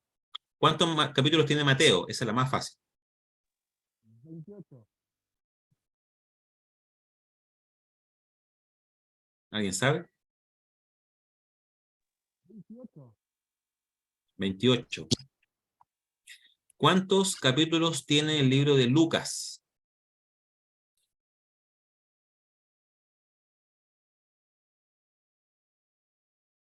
24. Y el último, y esta me la responden. ¿Cuántos capítulos tiene el libro de Juan? El Evangelio. ¿Cuánto? 21, muy bien. ¿Ya? Así que, como verán, el texto de Marcos es el más breve, y por algo está puesto no en primer lugar, por algo estará puesto después. Todo tiene una razón de ser. Entonces, ¿por qué se coloca Juan después de Lucas? Si Lucas debiera ser unido con el libro de Hechos, los dos libros, Lucas y el Hechos de los Apóstoles, lo escribió Lucas, que originalmente eran dos volúmenes del mismo trabajo. ¿Por qué están las epístolas paulinas después de los evangelios y Hechos, si la mayoría de los textos de Pablo fue escrito antes de los evangelios? En conclusión de todo esto es que la Iglesia ha ordenado los libros del canon del Nuevo Testamento de tal manera que continúen y concluyan la historia bíblica que comienza en el Antiguo Testamento. Hay una razón de ser. Y por eso hay que leerlo en su contexto, sin perder de vista que hay una razón de ser. Y eso es lo que muchas veces no se nos ha enseñado. Por ejemplo, en la iglesia se enseña, vamos a leer, por ejemplo, el libro de Jueces, vamos a leer el libro de Hechos, vamos a leer Filemón. pero nunca se nos menciona el contexto. Mire, este libro es parte de un grupo de libros, y explicar un poco eso. Entonces, no podemos perder en la teología del Nuevo Testamento el orden canónico de los textos, porque por algo la Iglesia los puso en ese sector, ¿ya? Entonces, el Nuevo Testamento contiene unidad y diversidad. Cada libro tiene que entenderse dentro de su cuerpo del canon. Mateo es parte de los evangelios, que a su vez los evangelios son parte del Nuevo Testamento. Por lo tanto, los diversos mensajes de cada libro contribuyen a una historia unificada. Hay que entonces considerar tanto los autores humanos como el autor divino. Este es un retorno a la interpretación premoderna, sin negar el beneficio de la investigación histórico-crítica. Es decir, ¿por qué el mundo premoderno? Porque antes que existiera esta ciencia moderna de estudio de la Biblia, ya teníamos el canon de la Biblia, ya estaban en ese orden. Pero al mismo tiempo, vamos a ocupar las herramientas modernas de estudio de la Biblia, que es el método histórico-crítico, para poder también estudiarlas y llegar a definiciones importantes. La unidad del canon se evidencia a través de conexiones tipológicas entre el Antiguo y el Nuevo Testamento. ¿Qué es esto? Los autores bíblicos, de alguna forma, los autores bíblicos nos muestran, nos dan ejemplos para descubrir e interpretar los tipos. Por ejemplo, Juan 3:14. Voy a leerlo, Juan 3:14. Texto relativamente famosillo, dice así. Y como Moisés levantó la serpiente en el desierto, así es necesario que el Hijo del Hombre sea levantado. ¿Cierto? Eso aparece en Números 21. Entonces, fíjese que la serpiente en el desierto es una tipología de Cristo. ¿En qué sentido? Las tipologías se refieren a que podemos, vamos a ver, las tipologías vamos a explicarlas, y ustedes ya las están viendo ya, pero hay varias tipologías en la Biblia. Mateo 12:40 también nos habla de los habitantes de Nínive. Primera y segunda Samuel, los reyes David y Salomón son tipologías de Jesús. David y Goliat, otra tipología. Muchas veces se ha interpretado el texto de David y Goliat de la siguiente forma, no tipológicamente, porque las tipologías no tienen que llevar a Cristo, pero lamentablemente muchos predicadores solamente presentan a David y Goliat como una lucha entre Satanás y el creyente. Entonces dicen, tú eres el David que tiene que derrotar a tu gigante. Y es una interpretación que puede tener cierta razón, pero en el fondo es muy enfocada en el ser humano, es antropocéntrica. Tú eres el pequeño débil que va a derrotar tu gigante. Derrota a tu gigante. Búscate las piedras y tíralas en el nombre de Jesús. Y te empiezan a decir cosas así. Cuando lo que literalmente vemos no es eso. Vemos que hay alguien que está dispuesto a ir a la muerte, porque enfrentarse a Goliat es enfrentar la muerte, pero tiene fe en el Señor. Que ese que está dispuesto a enfrentar la muerte es Jesús. Vemos que esta persona, este pequeño, ¿verdad? O esta persona que va a enfrentar al gigante, no tiene cualidades físicas que lo hacen a priori ganar la competencia. Nuestro Señor Jesús no tenía nada externo que le llamara la atención, pero era el Hijo del Señor, es hijo de Dios, o es Dios mismo, en la tierra. Pero lo más importante es que David se va a enfrentar a Goliat en representación de todo el pueblo. Jesús va a enfrentar la muerte en representación de todo el pueblo de Dios. Entiéndase el pueblo de Dios como aquellos que van a creer en el Señor. Entonces, fíjense que las tipologías no son como decir cosas por decirlo, sino que tienen cosas específicas que comparar con Jesús, ¿ya? Esther también. Esther estuvo dispuesta a dar su vida por el pueblo. Jesús también. Por eso la tipología es un evento bíblico, una persona, institución o cosa que conecta el pasado con el presente por medio de términos de escalación y correspondencia histórica, en una prefiguración divinamente ordenada que encuentra su cumplimiento en un evento más tarde. Por eso, en el Antiguo Testamento hay tipologías de Cristo. La tipología se tiene que entender a la luz de la revelación progresiva de la Biblia. Es decir, la Biblia se va mostrando progresivamente el plan de Dios. No puedes esperar que esté todo el plan de Dios en Génesis, o en Jueces, o en los libros de Reyes. sino que Dios va mostrando su plan de forma progresiva. Poco a poco Dios se va revelando. En otras palabras, se va mostrando el plan histórico de Dios para con la humanidad. Los tipos no son arbitrarios. No es que yo digo, el burro de Balaán tiene que ver algo con Cristo. No necesariamente, no puedo ocupar cualquier cosa para relacionarlo con Cristo, porque hay muchas predicaciones. De hecho, leí este año el discurso de Spurgeon a mis estudiantes, y ahí él hablaba y decía que muchos predicadores ocupan cualquier frase para tratar de llegar a Cristo. Y si bien es cierto, cualquier pequeño sendero llega a Roma, como se decía antes, no solo desde cualquier texto de la Biblia, hasta de los que uno encuentra poco interesantes, se puede llegar a Cristo. No podemos pasar desde un sendero a Cristo directamente, hay que hacer una buena conexión, un buen paso. Y decía que muchos predicadores trataban de conectar cosas absurdas con Cristo a la fuerza, y eso no se puede hacer. Por ejemplo, hay tipos o tipologías explícitas en el Nuevo Testamento. Por ejemplo, Romanos 5:14, Cristo es la figura que habría de venir.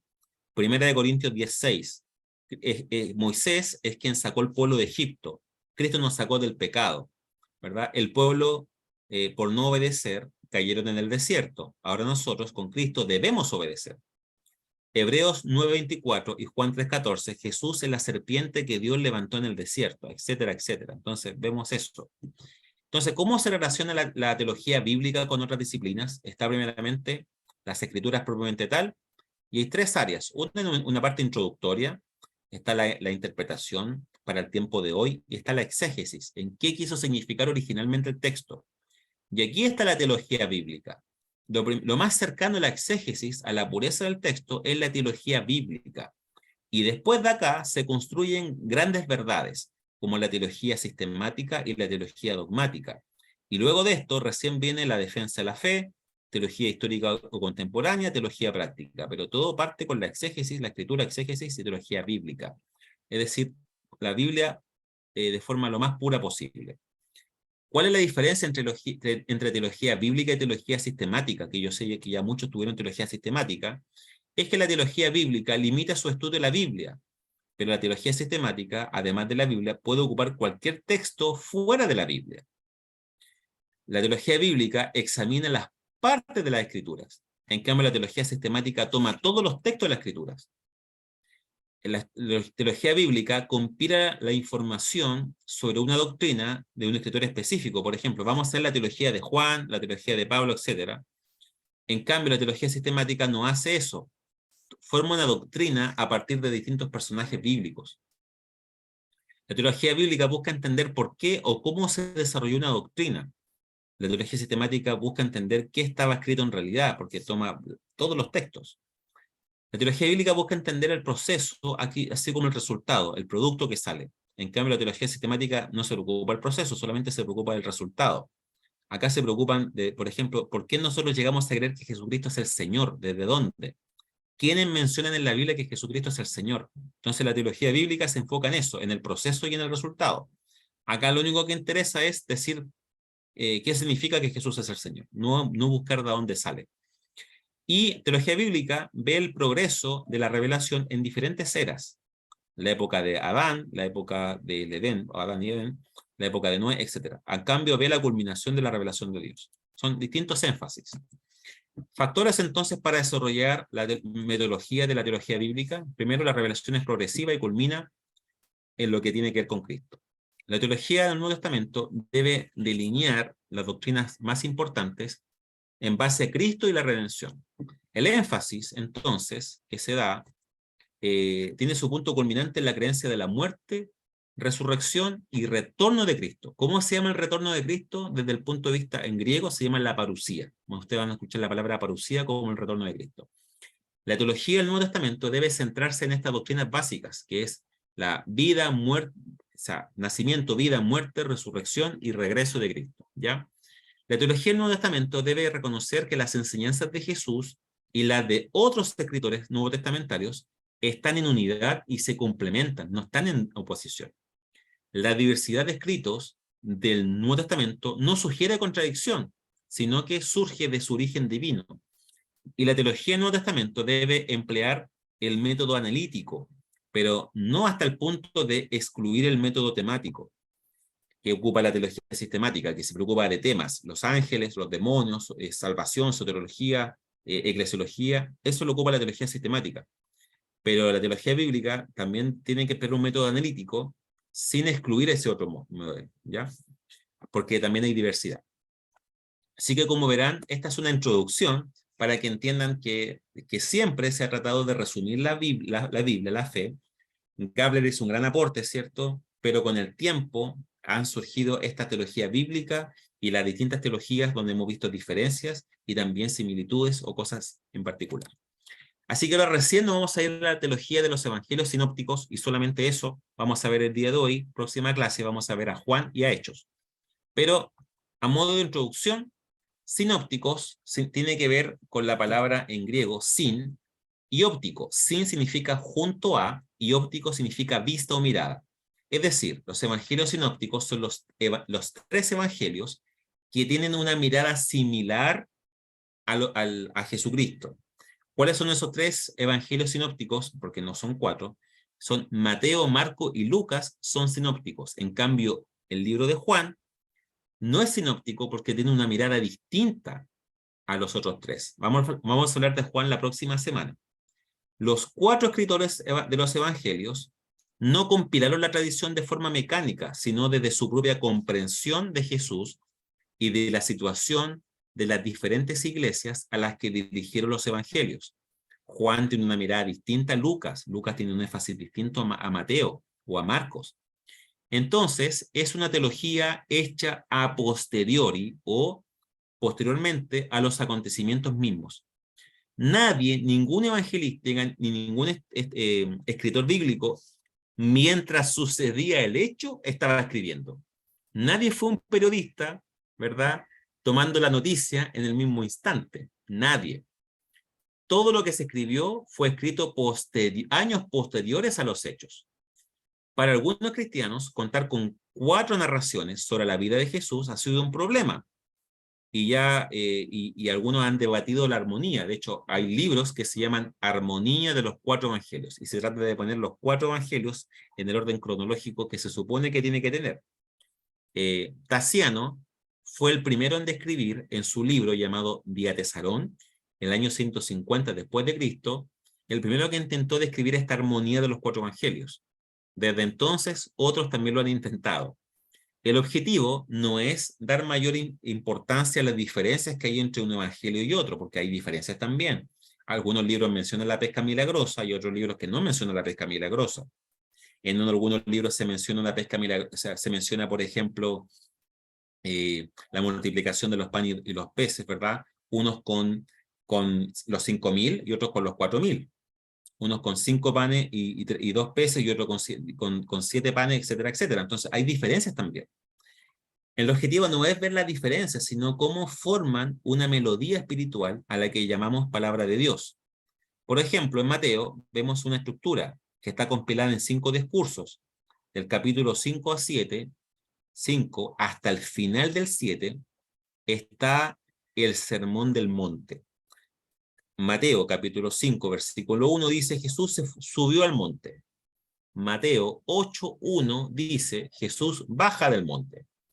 Capítulo 5 al 7 entonces está con un discurso del discipulado de cuáles son los valores del reino de Dios.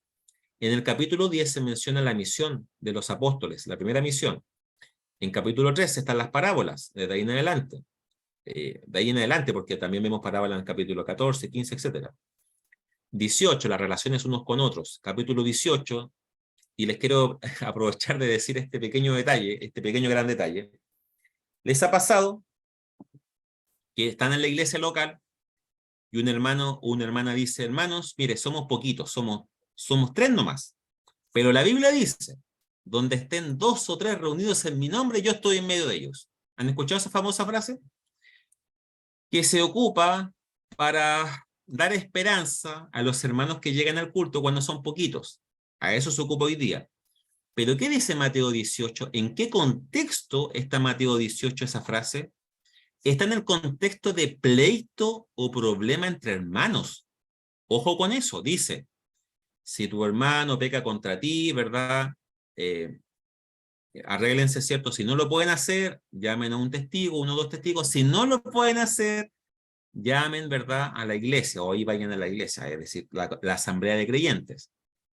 Porque donde hay 2 o 3 en mi nombre, yo estoy en medio de ellos. El contexto es para que recordemos que cuando en la iglesia hay conflictos, Dios está en medio de ese conflicto ayudándonos a solucionar el conflicto.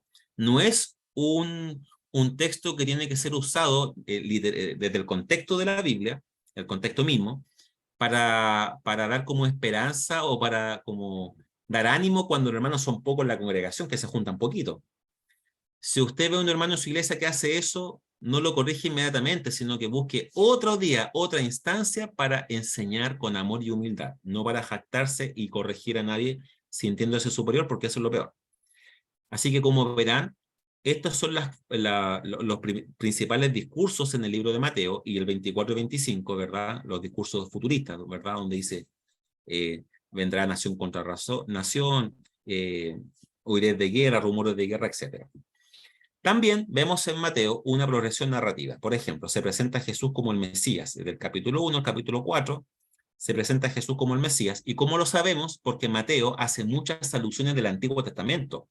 Oísteis que fue dicho, pero yo os digo. Moisés y los profetas dicen esto, pero yo os digo.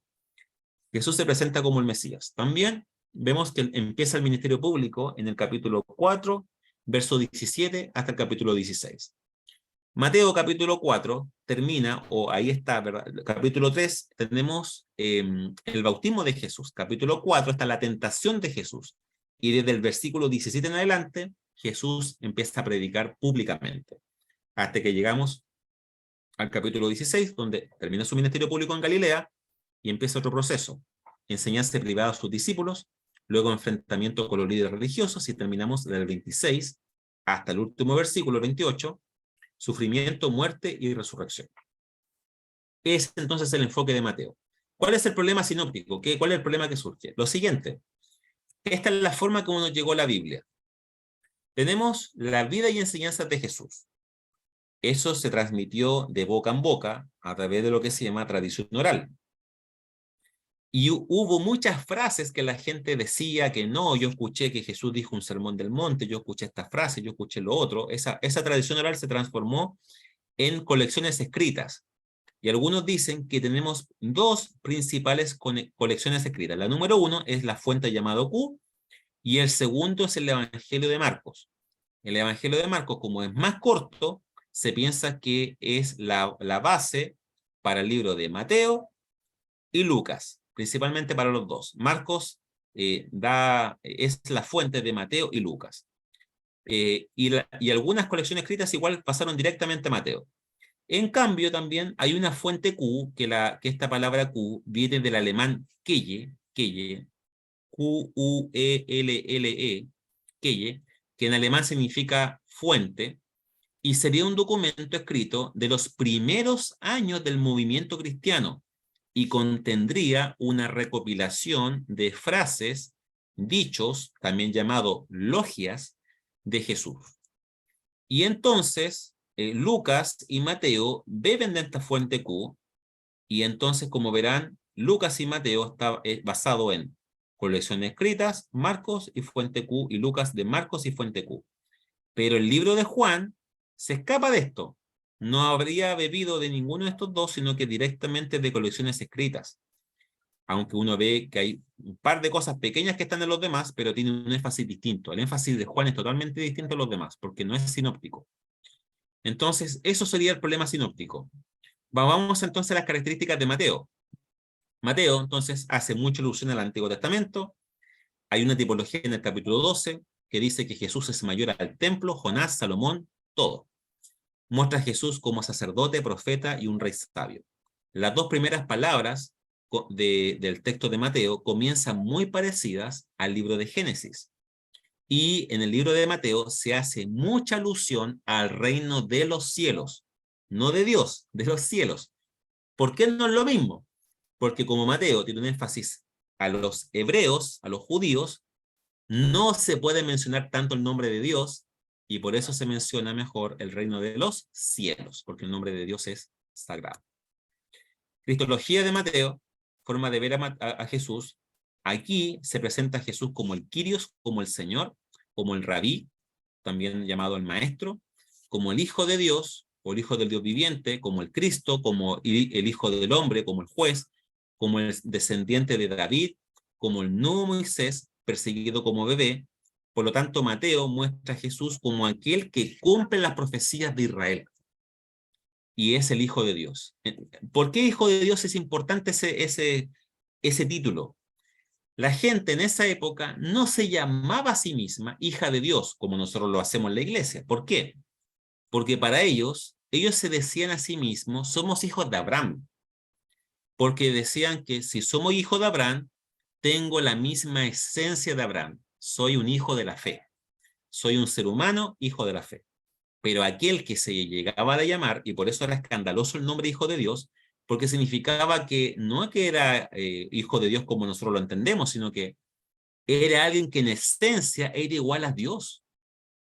Por eso la gente se llamaba hijo de Abraham, pero no hijo de Dios. Entonces, por eso era tan escandaloso ese título. Vamos entonces al libro de Marcos.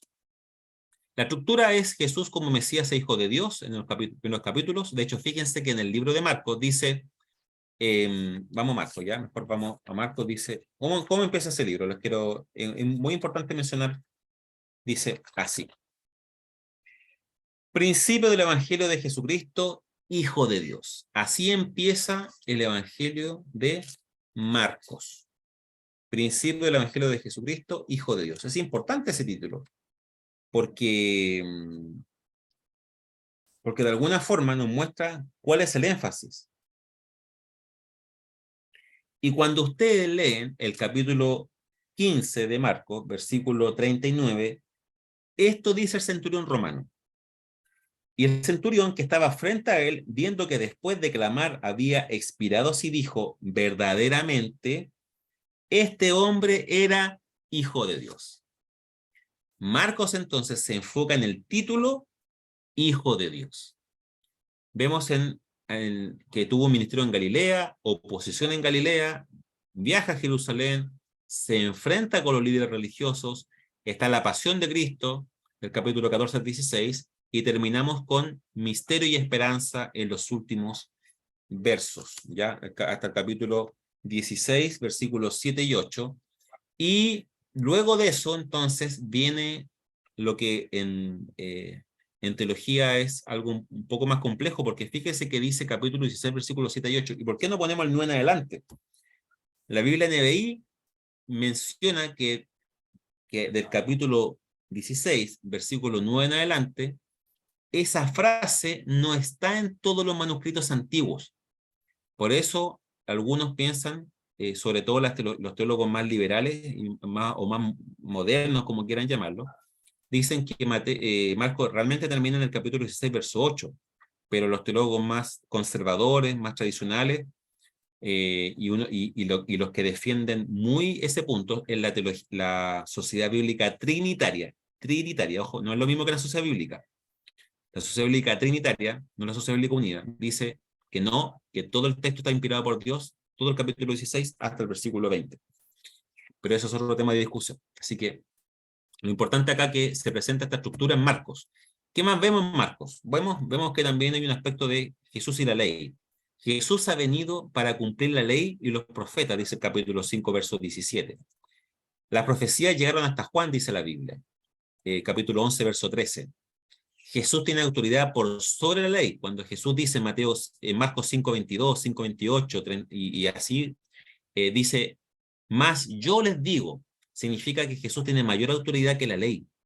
Jesús, de hecho, es el cumplimiento de la ley. El que cumple toda la ley de Moisés, Jesucristo la cumple. Pero respecto a Jesús, Israel y la iglesia, vemos que Mateo presenta su nueva fe en Jesús a través del judaísmo. Mateo es el único que restringe la misión a las ovejas perdidas de Israel. Hay 3 parábolas que demuestran el rechazo de Dios al pueblo que no se ha comportado como escogido. Pero Mateo usa la palabra eclesía para referirse a la iglesia. Pero en Marcos vemos énfasis distintos también. Por ejemplo, la cristología de Marcos es que se presenta a Jesús como Hijo de Dios, como el Mesías. También se presenta como Jesús el Hijo amado, cuando es bautizado. El Cristo, el Hijo del bendito. el transfigurado y el Hijo del Hombre, que sufriría. En cuanto al discipulado entonces del texto, vemos que Jesús, en Marcos, les costó entender el propósito de Jesús. Jesús los corrige regularmente a sus discípulos. El discipulado entonces sería un proceso de que Jesús está constantemente reorientando y dando enseñanzas a sus discípulos. Ser un discípulo en el libro de Marcos es un privilegio, según Marcos capítulo 10, versículos 29 y 30. Respecto a las parábolas, a las palabras y hechos, Marcos destaca como un libro de acción, donde el conflicto aumenta gradualmente y ocurren milagros extraordinarios, diría el texto del Arca. Página 301. Marcos da mucho énfasis a Jesús como el maestro, porque el 50% de las enseñanzas de Marcos se presenta a Jesús como un maestro. Ese es otro énfasis de Marcos, Jesús como el maestro. Entonces, como hemos visto hasta aquí, el énfasis está en el discipulado de Marcos y en las palabras y los hechos. Respecto a Lucas, es un libro que pone énfasis en la obra del Espíritu Santo, en la oración y en los marginados. Lucas es un médico. Vemos también que hay un énfasis en la historia de salvación. El propósito de Dios se divide en 3 etapas. Primero, en el libro de Lucas, es desde su preparación hasta la llegada de Jesús a Israel. Segundo, se presenta el ministerio de Jesús. Y lo tercero, ¿qué sucede desde que Jesús asciende a los cielos? Y ahí empieza la iglesia. Entonces, la primera parte va enfocada en Israel, lo segundo a Jesús y la tercera a la iglesia. ¿Por qué? Porque Israel, desde la preparación hasta cuando nace Jesús, el énfasis está en Israel. El ministerio de Jesús está enfocado en Jesús y desde que Jesucristo asciende al cielo, desde ahí en adelante se enfoca en la iglesia, que eso también está en el libro de Hechos. Entonces, el énfasis de Jesús está, número 1, en judíos y gentiles. Lucas presenta la incredulidad de Israel y la aceptación del evangelio de Jesús por parte de muchos gentiles. Al ser gentil es un no judío, Lucas presenta una defensa, una apología de la misión de los gentiles. No presenta a Jerusalén como algo negativo. De hecho, los 2 primeros capítulos se centran en la casa de mi padre, que es el templo. El Espíritu viene a los discípulos cuando ellos están en Jerusalén. Entonces, vemos eso. Y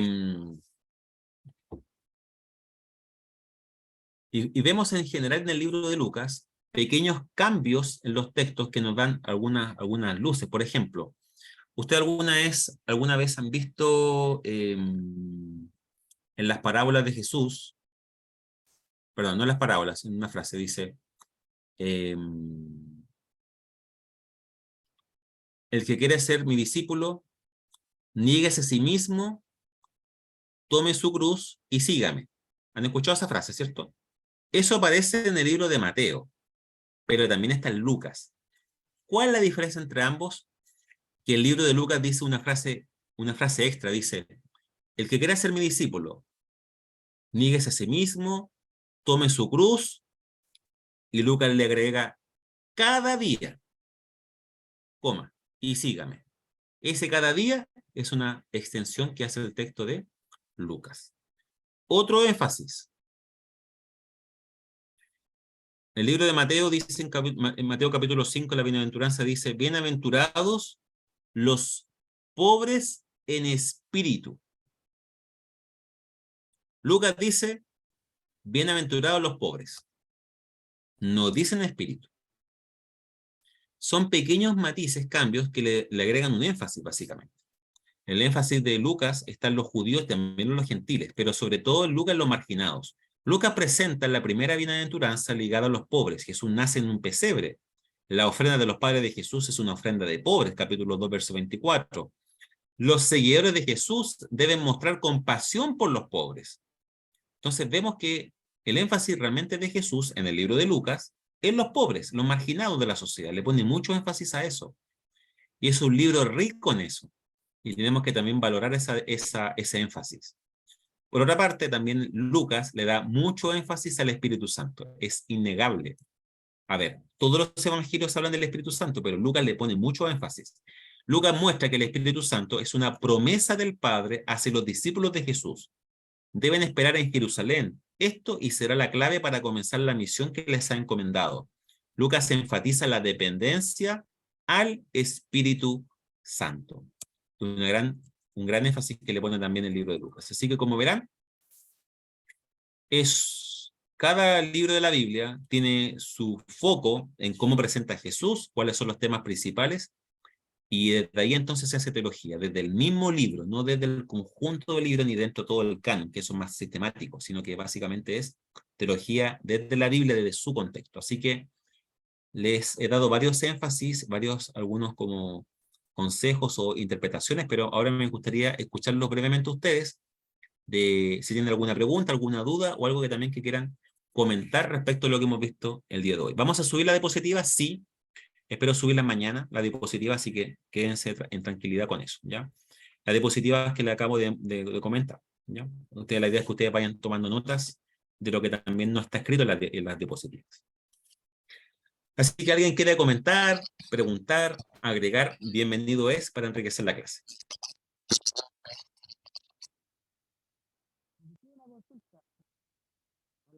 Ezequiel, estás diciendo algo pero no te escuchamos todavía. No se escucha.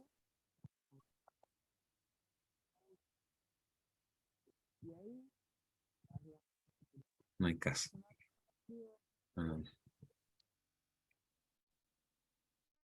Si no se puede escuchar, obligado a escribirlo. Bien. ¿Alguien más que quiera comentar algo, decir, preguntar, aportar? Todo bienvenido es.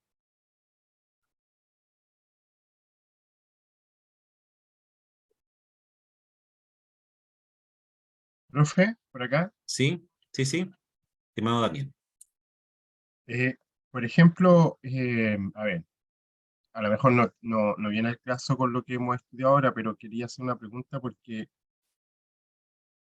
hay relación de que muchas veces lo que está escrito, por ejemplo, a ver, en los evangelios muchas veces son leyenda o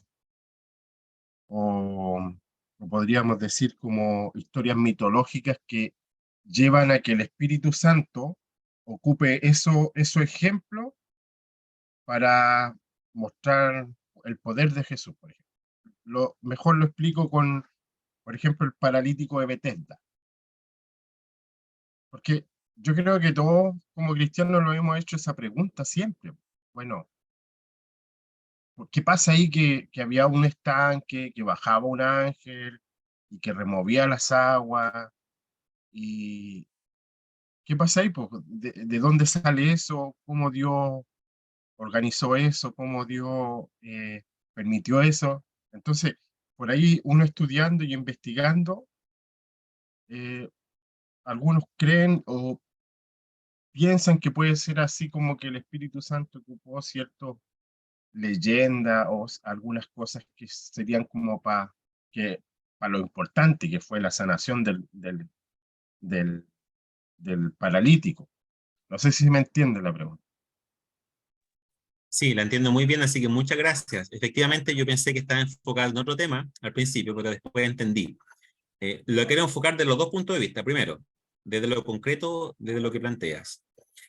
Ahí se dice que había como un comentario, se decía que venía un ángel, etcétera, etcétera, pero en ninguna parte se valida eso. Entonces, efectivamente, en esa época, y todavía puede haber mucha gente que tiene ciertas ideas, leyendas, prejuicios, mitos, ¿verdad?, de algo de las cosas del Señor. De hecho, hay mucho en varios lados del mundo.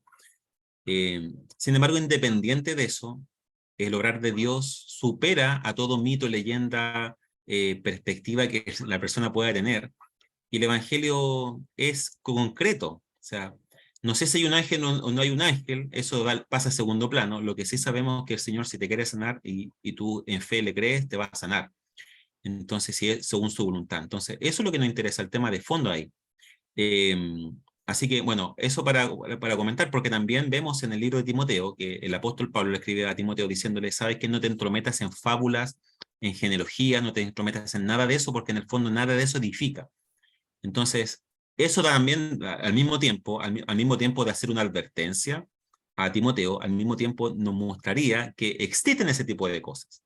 que existe gente, ¿verdad?, cristiana que se quiere enfocar en genealogías, en cosas, en cuentos, en leyendas, en mitos, ¿verdad?, que yo escuché, que el Señor una vez hizo en mi iglesia esto, lo otro, ¿verdad?, que a veces no tiene ningún sustento bíblico, pero que puede suceder en el fondo. Entonces lo importante es, más allá de todo eso, no nos metamos en eso, sino que vamos a lo concreto, a hablar de Dios desde la Biblia y lo que Dios sigue haciendo en este tiempo.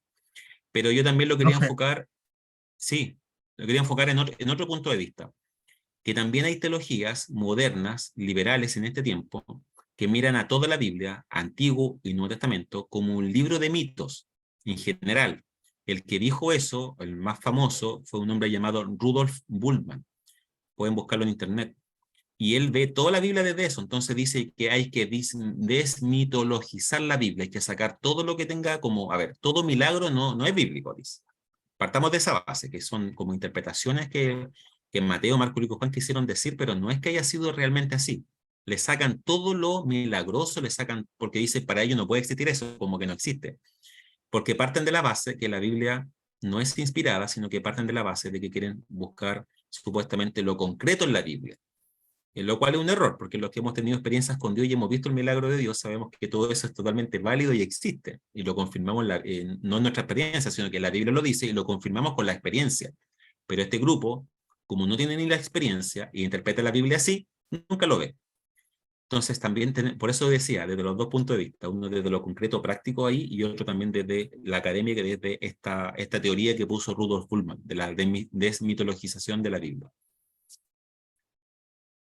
claro, profe, lo que pasa es que, claro, a uno le enseñan, o yo vengo de la iglesia pentecostal, y ahí, en cierta manera, son muy dogmáticos. No, está escrito ahí y es así. Por ejemplo, otro ejemplo que a lo mejor no sea tan así como algo tan así como mitológico. Por ejemplo, cuando, cuando se dice que Jesús murió por todo el mundo. Nosotros entendemos que Jesús no es que haya muerto por todo el mundo. Él no murió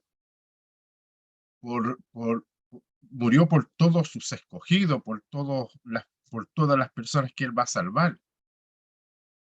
¿Me entiende? Entonces, ¿me escuchan? Entonces, eh, sabemos que a veces la Biblia se ocupa, por ejemplo, todo el mundo de una forma de generalizar todo tipo de personas, niños, ancianos, pero pero es que esas cosas, claro, a mí una vez alguien me decía, oye, pero ahí en la palabra dice que él murió por todo el mundo y por el mundo entero. O sea, entonces esas cosas son las que de repente uno también entra a tener un pequeño conflicto en el aspecto de que, a uno le dice, pero si ahí está escrito, dice todo el mundo. O por ejemplo, en algunas secciones dice que Pablo, cuando, no me acuerdo si fue en los Hechos, me parece, pero cuando algunos decían, y este Pablo está haciendo estrago en todo el mundo con su herejía, predicando la palabra, cuando él no había ido a España, por ejemplo. Entonces, ahí uno empieza a decir, oye, espérate, a veces se ocupa todo el mundo, es como cuando uno dice, oye, por ejemplo, ayer en la iglesia estaba todo el mundo en la iglesia. Es como eso en el fondo. Pero cuesta salirse un poco de ese tema de que, no, si ahí dice todo el mundo, es todo el mundo. Eso es como la idea. Muchas gracias. Yo quiero separar dos temas, porque aquí se trataron dos temas recién.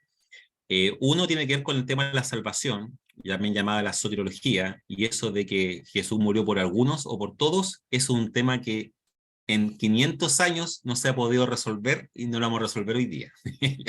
Así que hay algunos que defienden que Jesucristo murió solo por los escogidos, que la teología más reformada tiene sus textos para eso, y está la otra línea, ¿verdad?, que dice que no, Jesucristo realmente murió por todos.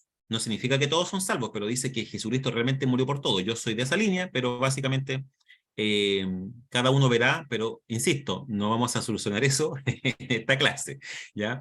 Pero me quiero enfocar en lo otro, en el tema del literalismo, ¿cierto? Yo hablé en la introducción del literalismo, cuando decimos, ¿verdad?, que no, si la Biblia dice esto, tiene que ser aquí sí o sí literalmente.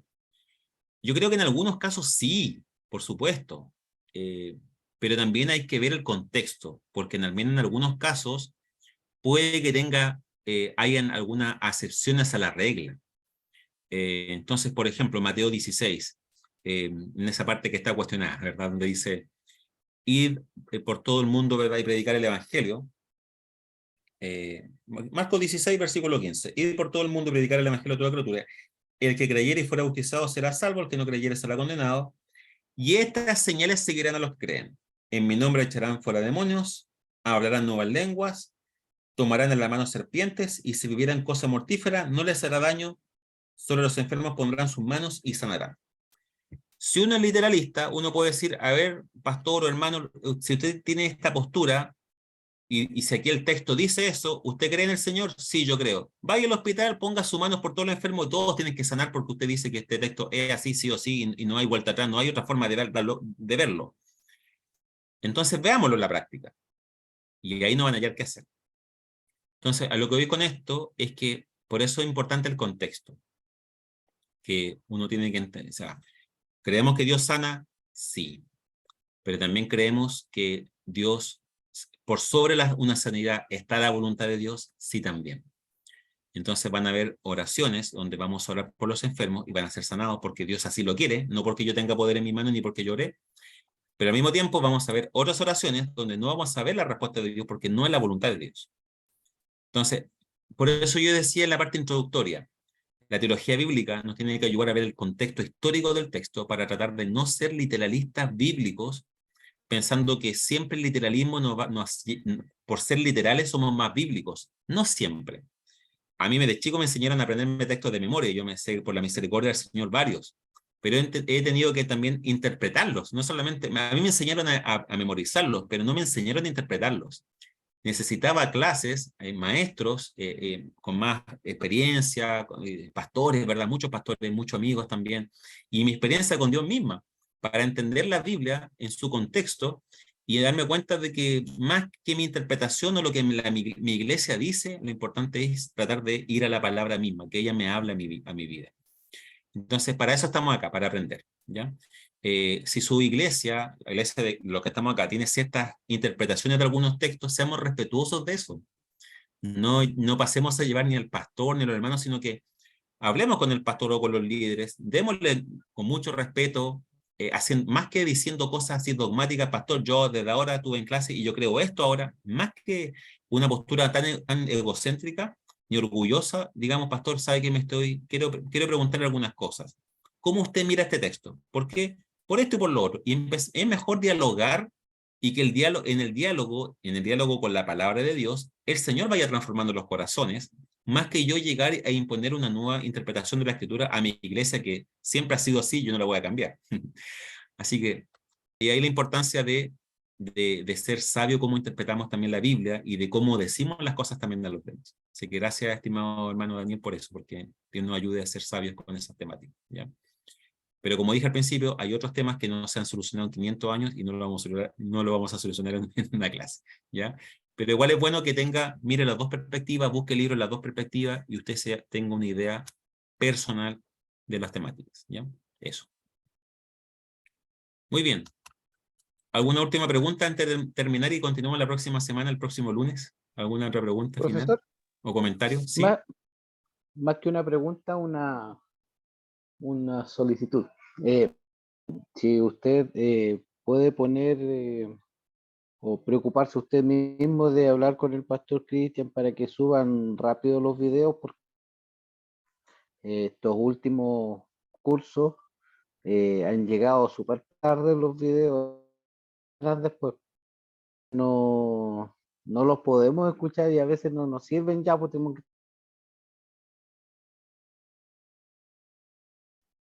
que... Ya. Más que nada eso. A eso usted no Ya. puede... Buen punto. Lo voy a hablar con el pastor Cristian mañana mismo, ¿ya? Buen punto. Gracias, estimado Moisés. Mañana mismo lo hablo con el pastor Cristian para que lo suba dentro de esta semana, o sea, de aquí al viernes, ¿ya? Idealmente. Pero depende de él, ya no depende de mí. Eso es algo que netamente depende de él, no depende de mí, ¿ya? Lo que aula virtual, tengo, como llevo harto tiempo y manejo en aula virtual, yo subo documentos, bajo documentos más fácil, pero lo que tiene que ver con los videos lo ve él directamente, ¿ya? Gracias, estimado Moisés. Y lo último, la pregunta que está ahí en el chat que hizo Ezequiel, ¿cierto? la fuente Q. Esa fuente Q, que ella es cierto en alemán, los alemanes tienen hartos textos teológicos y son muy avanzados en eso, pero en general, la fuente Q es una teoría, no es algo que esté confirmado. Los académicos en general todos lo validan, yo también, porque no vemos otra forma de entender de cómo Marcos es tan breve, pero al mismo tiempo hay textos que se repiten en Lucas y Mateo, pero al mismo tiempo tienen cosas distintas entre los tres. Entonces, la mejor forma de interpretar es que hubo una fuente que se perdió, que no está, no sé, pero que existió la fuente Q, pero es una teoría, ¿ya? Así que ojo con eso, que no es algo que hay que darlo por hecho, es una teoría simplemente que ayuda a entender una realidad, que es la diferencia entre los evangelios sinópticos, ¿ya? Bueno, dejamos la clase hasta acá. Próxima semana veremos el libro El Evangelio de Juan. Le voy a dar una tarea. Y también vamos a ver el libro de los Hechos, la teología en Hechos. Pero la tarea es la siguiente. A ver, no es algo que tengan que leer más, sino que básicamente es de curiosidad. Si son curiosos van a dedicarse a esto. La pregunta es, ¿cuántas veces o en cuántos momentos, en qué contextos, se repiten múltiplos de 3 en el Evangelio de Juan? ¿Cuántas veces? ¿Cuántos maridos tenía la mujer samaritana? ¿Cuántos peces pescaron?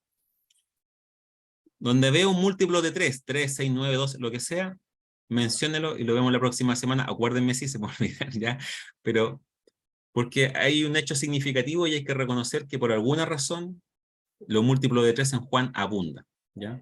Y bueno, así que, insisto, es de pura curiosidad, no, nada más que por eso, ya para hacerlo más interesante también, entre otras cosas que vamos a revisar, ¿ya? Así que el Señor les bendiga, espero que pasen buena noche y que el Señor nos bendiga a todos. Vamos a terminar con una oración. Hermano Hugo, ¿quiere comentar? ¿Sí, hermano Hugo? Lo último, no solamente si va a subir el archivo de Chills. Voy a tratar de subir el texto de Chills y también la diapositiva. Mañana. ¿Ya? Gracias, Mañana. profesor. ¿Ya? No hay ningún problema. Así que, bueno, terminemos orando, ¿les parece? Pidámosle al Señor que nos bendiga a todos, que sea un buen tiempo. Le va a pedir nuestro hermano Víctor, si puede, por favor, desde las lindas tierras allá del sur, y si puede orar para terminar nuestra clase de hoy, por favor, ¿ya? Buena clase, profesor. Que el Señor les bendiga a todos. Gloria al Señor por eso. ¿Amén? Buenísimo. Amado Padre, te damos gracias por lo que fue esta clase el día de hoy. Gracias porque cada día vas reforzando nuestros conocimientos. Eso lo queremos para saber más de ti, amado Padre, y no equivocarnos cuando tengamos que entregar un mensaje a algún hermano, amado Padre. Bendice a mis hermanos para que tengan un descanso reparador ahora, y a nuestro pastor, a nuestro profesor, para que también pueda seguir entregándonos lo que nos ha enseñado el día de hoy y lo que nos va a enseñar el resto de lo que es este curso. Gracias, amado Padre, bendice a todos mis hermanos, a los que están acá, a los que no pudieron conectarse, a los que tuvieron que desconectarse antes también, amado Padre. Te pedimos por todo ello, en el poderoso nombre de Jesús. Amén. Amén. Dios les bendiga, que estén bien. Bendiciones. Chao, chao. Dios les bendiga a todos. Que estén bien.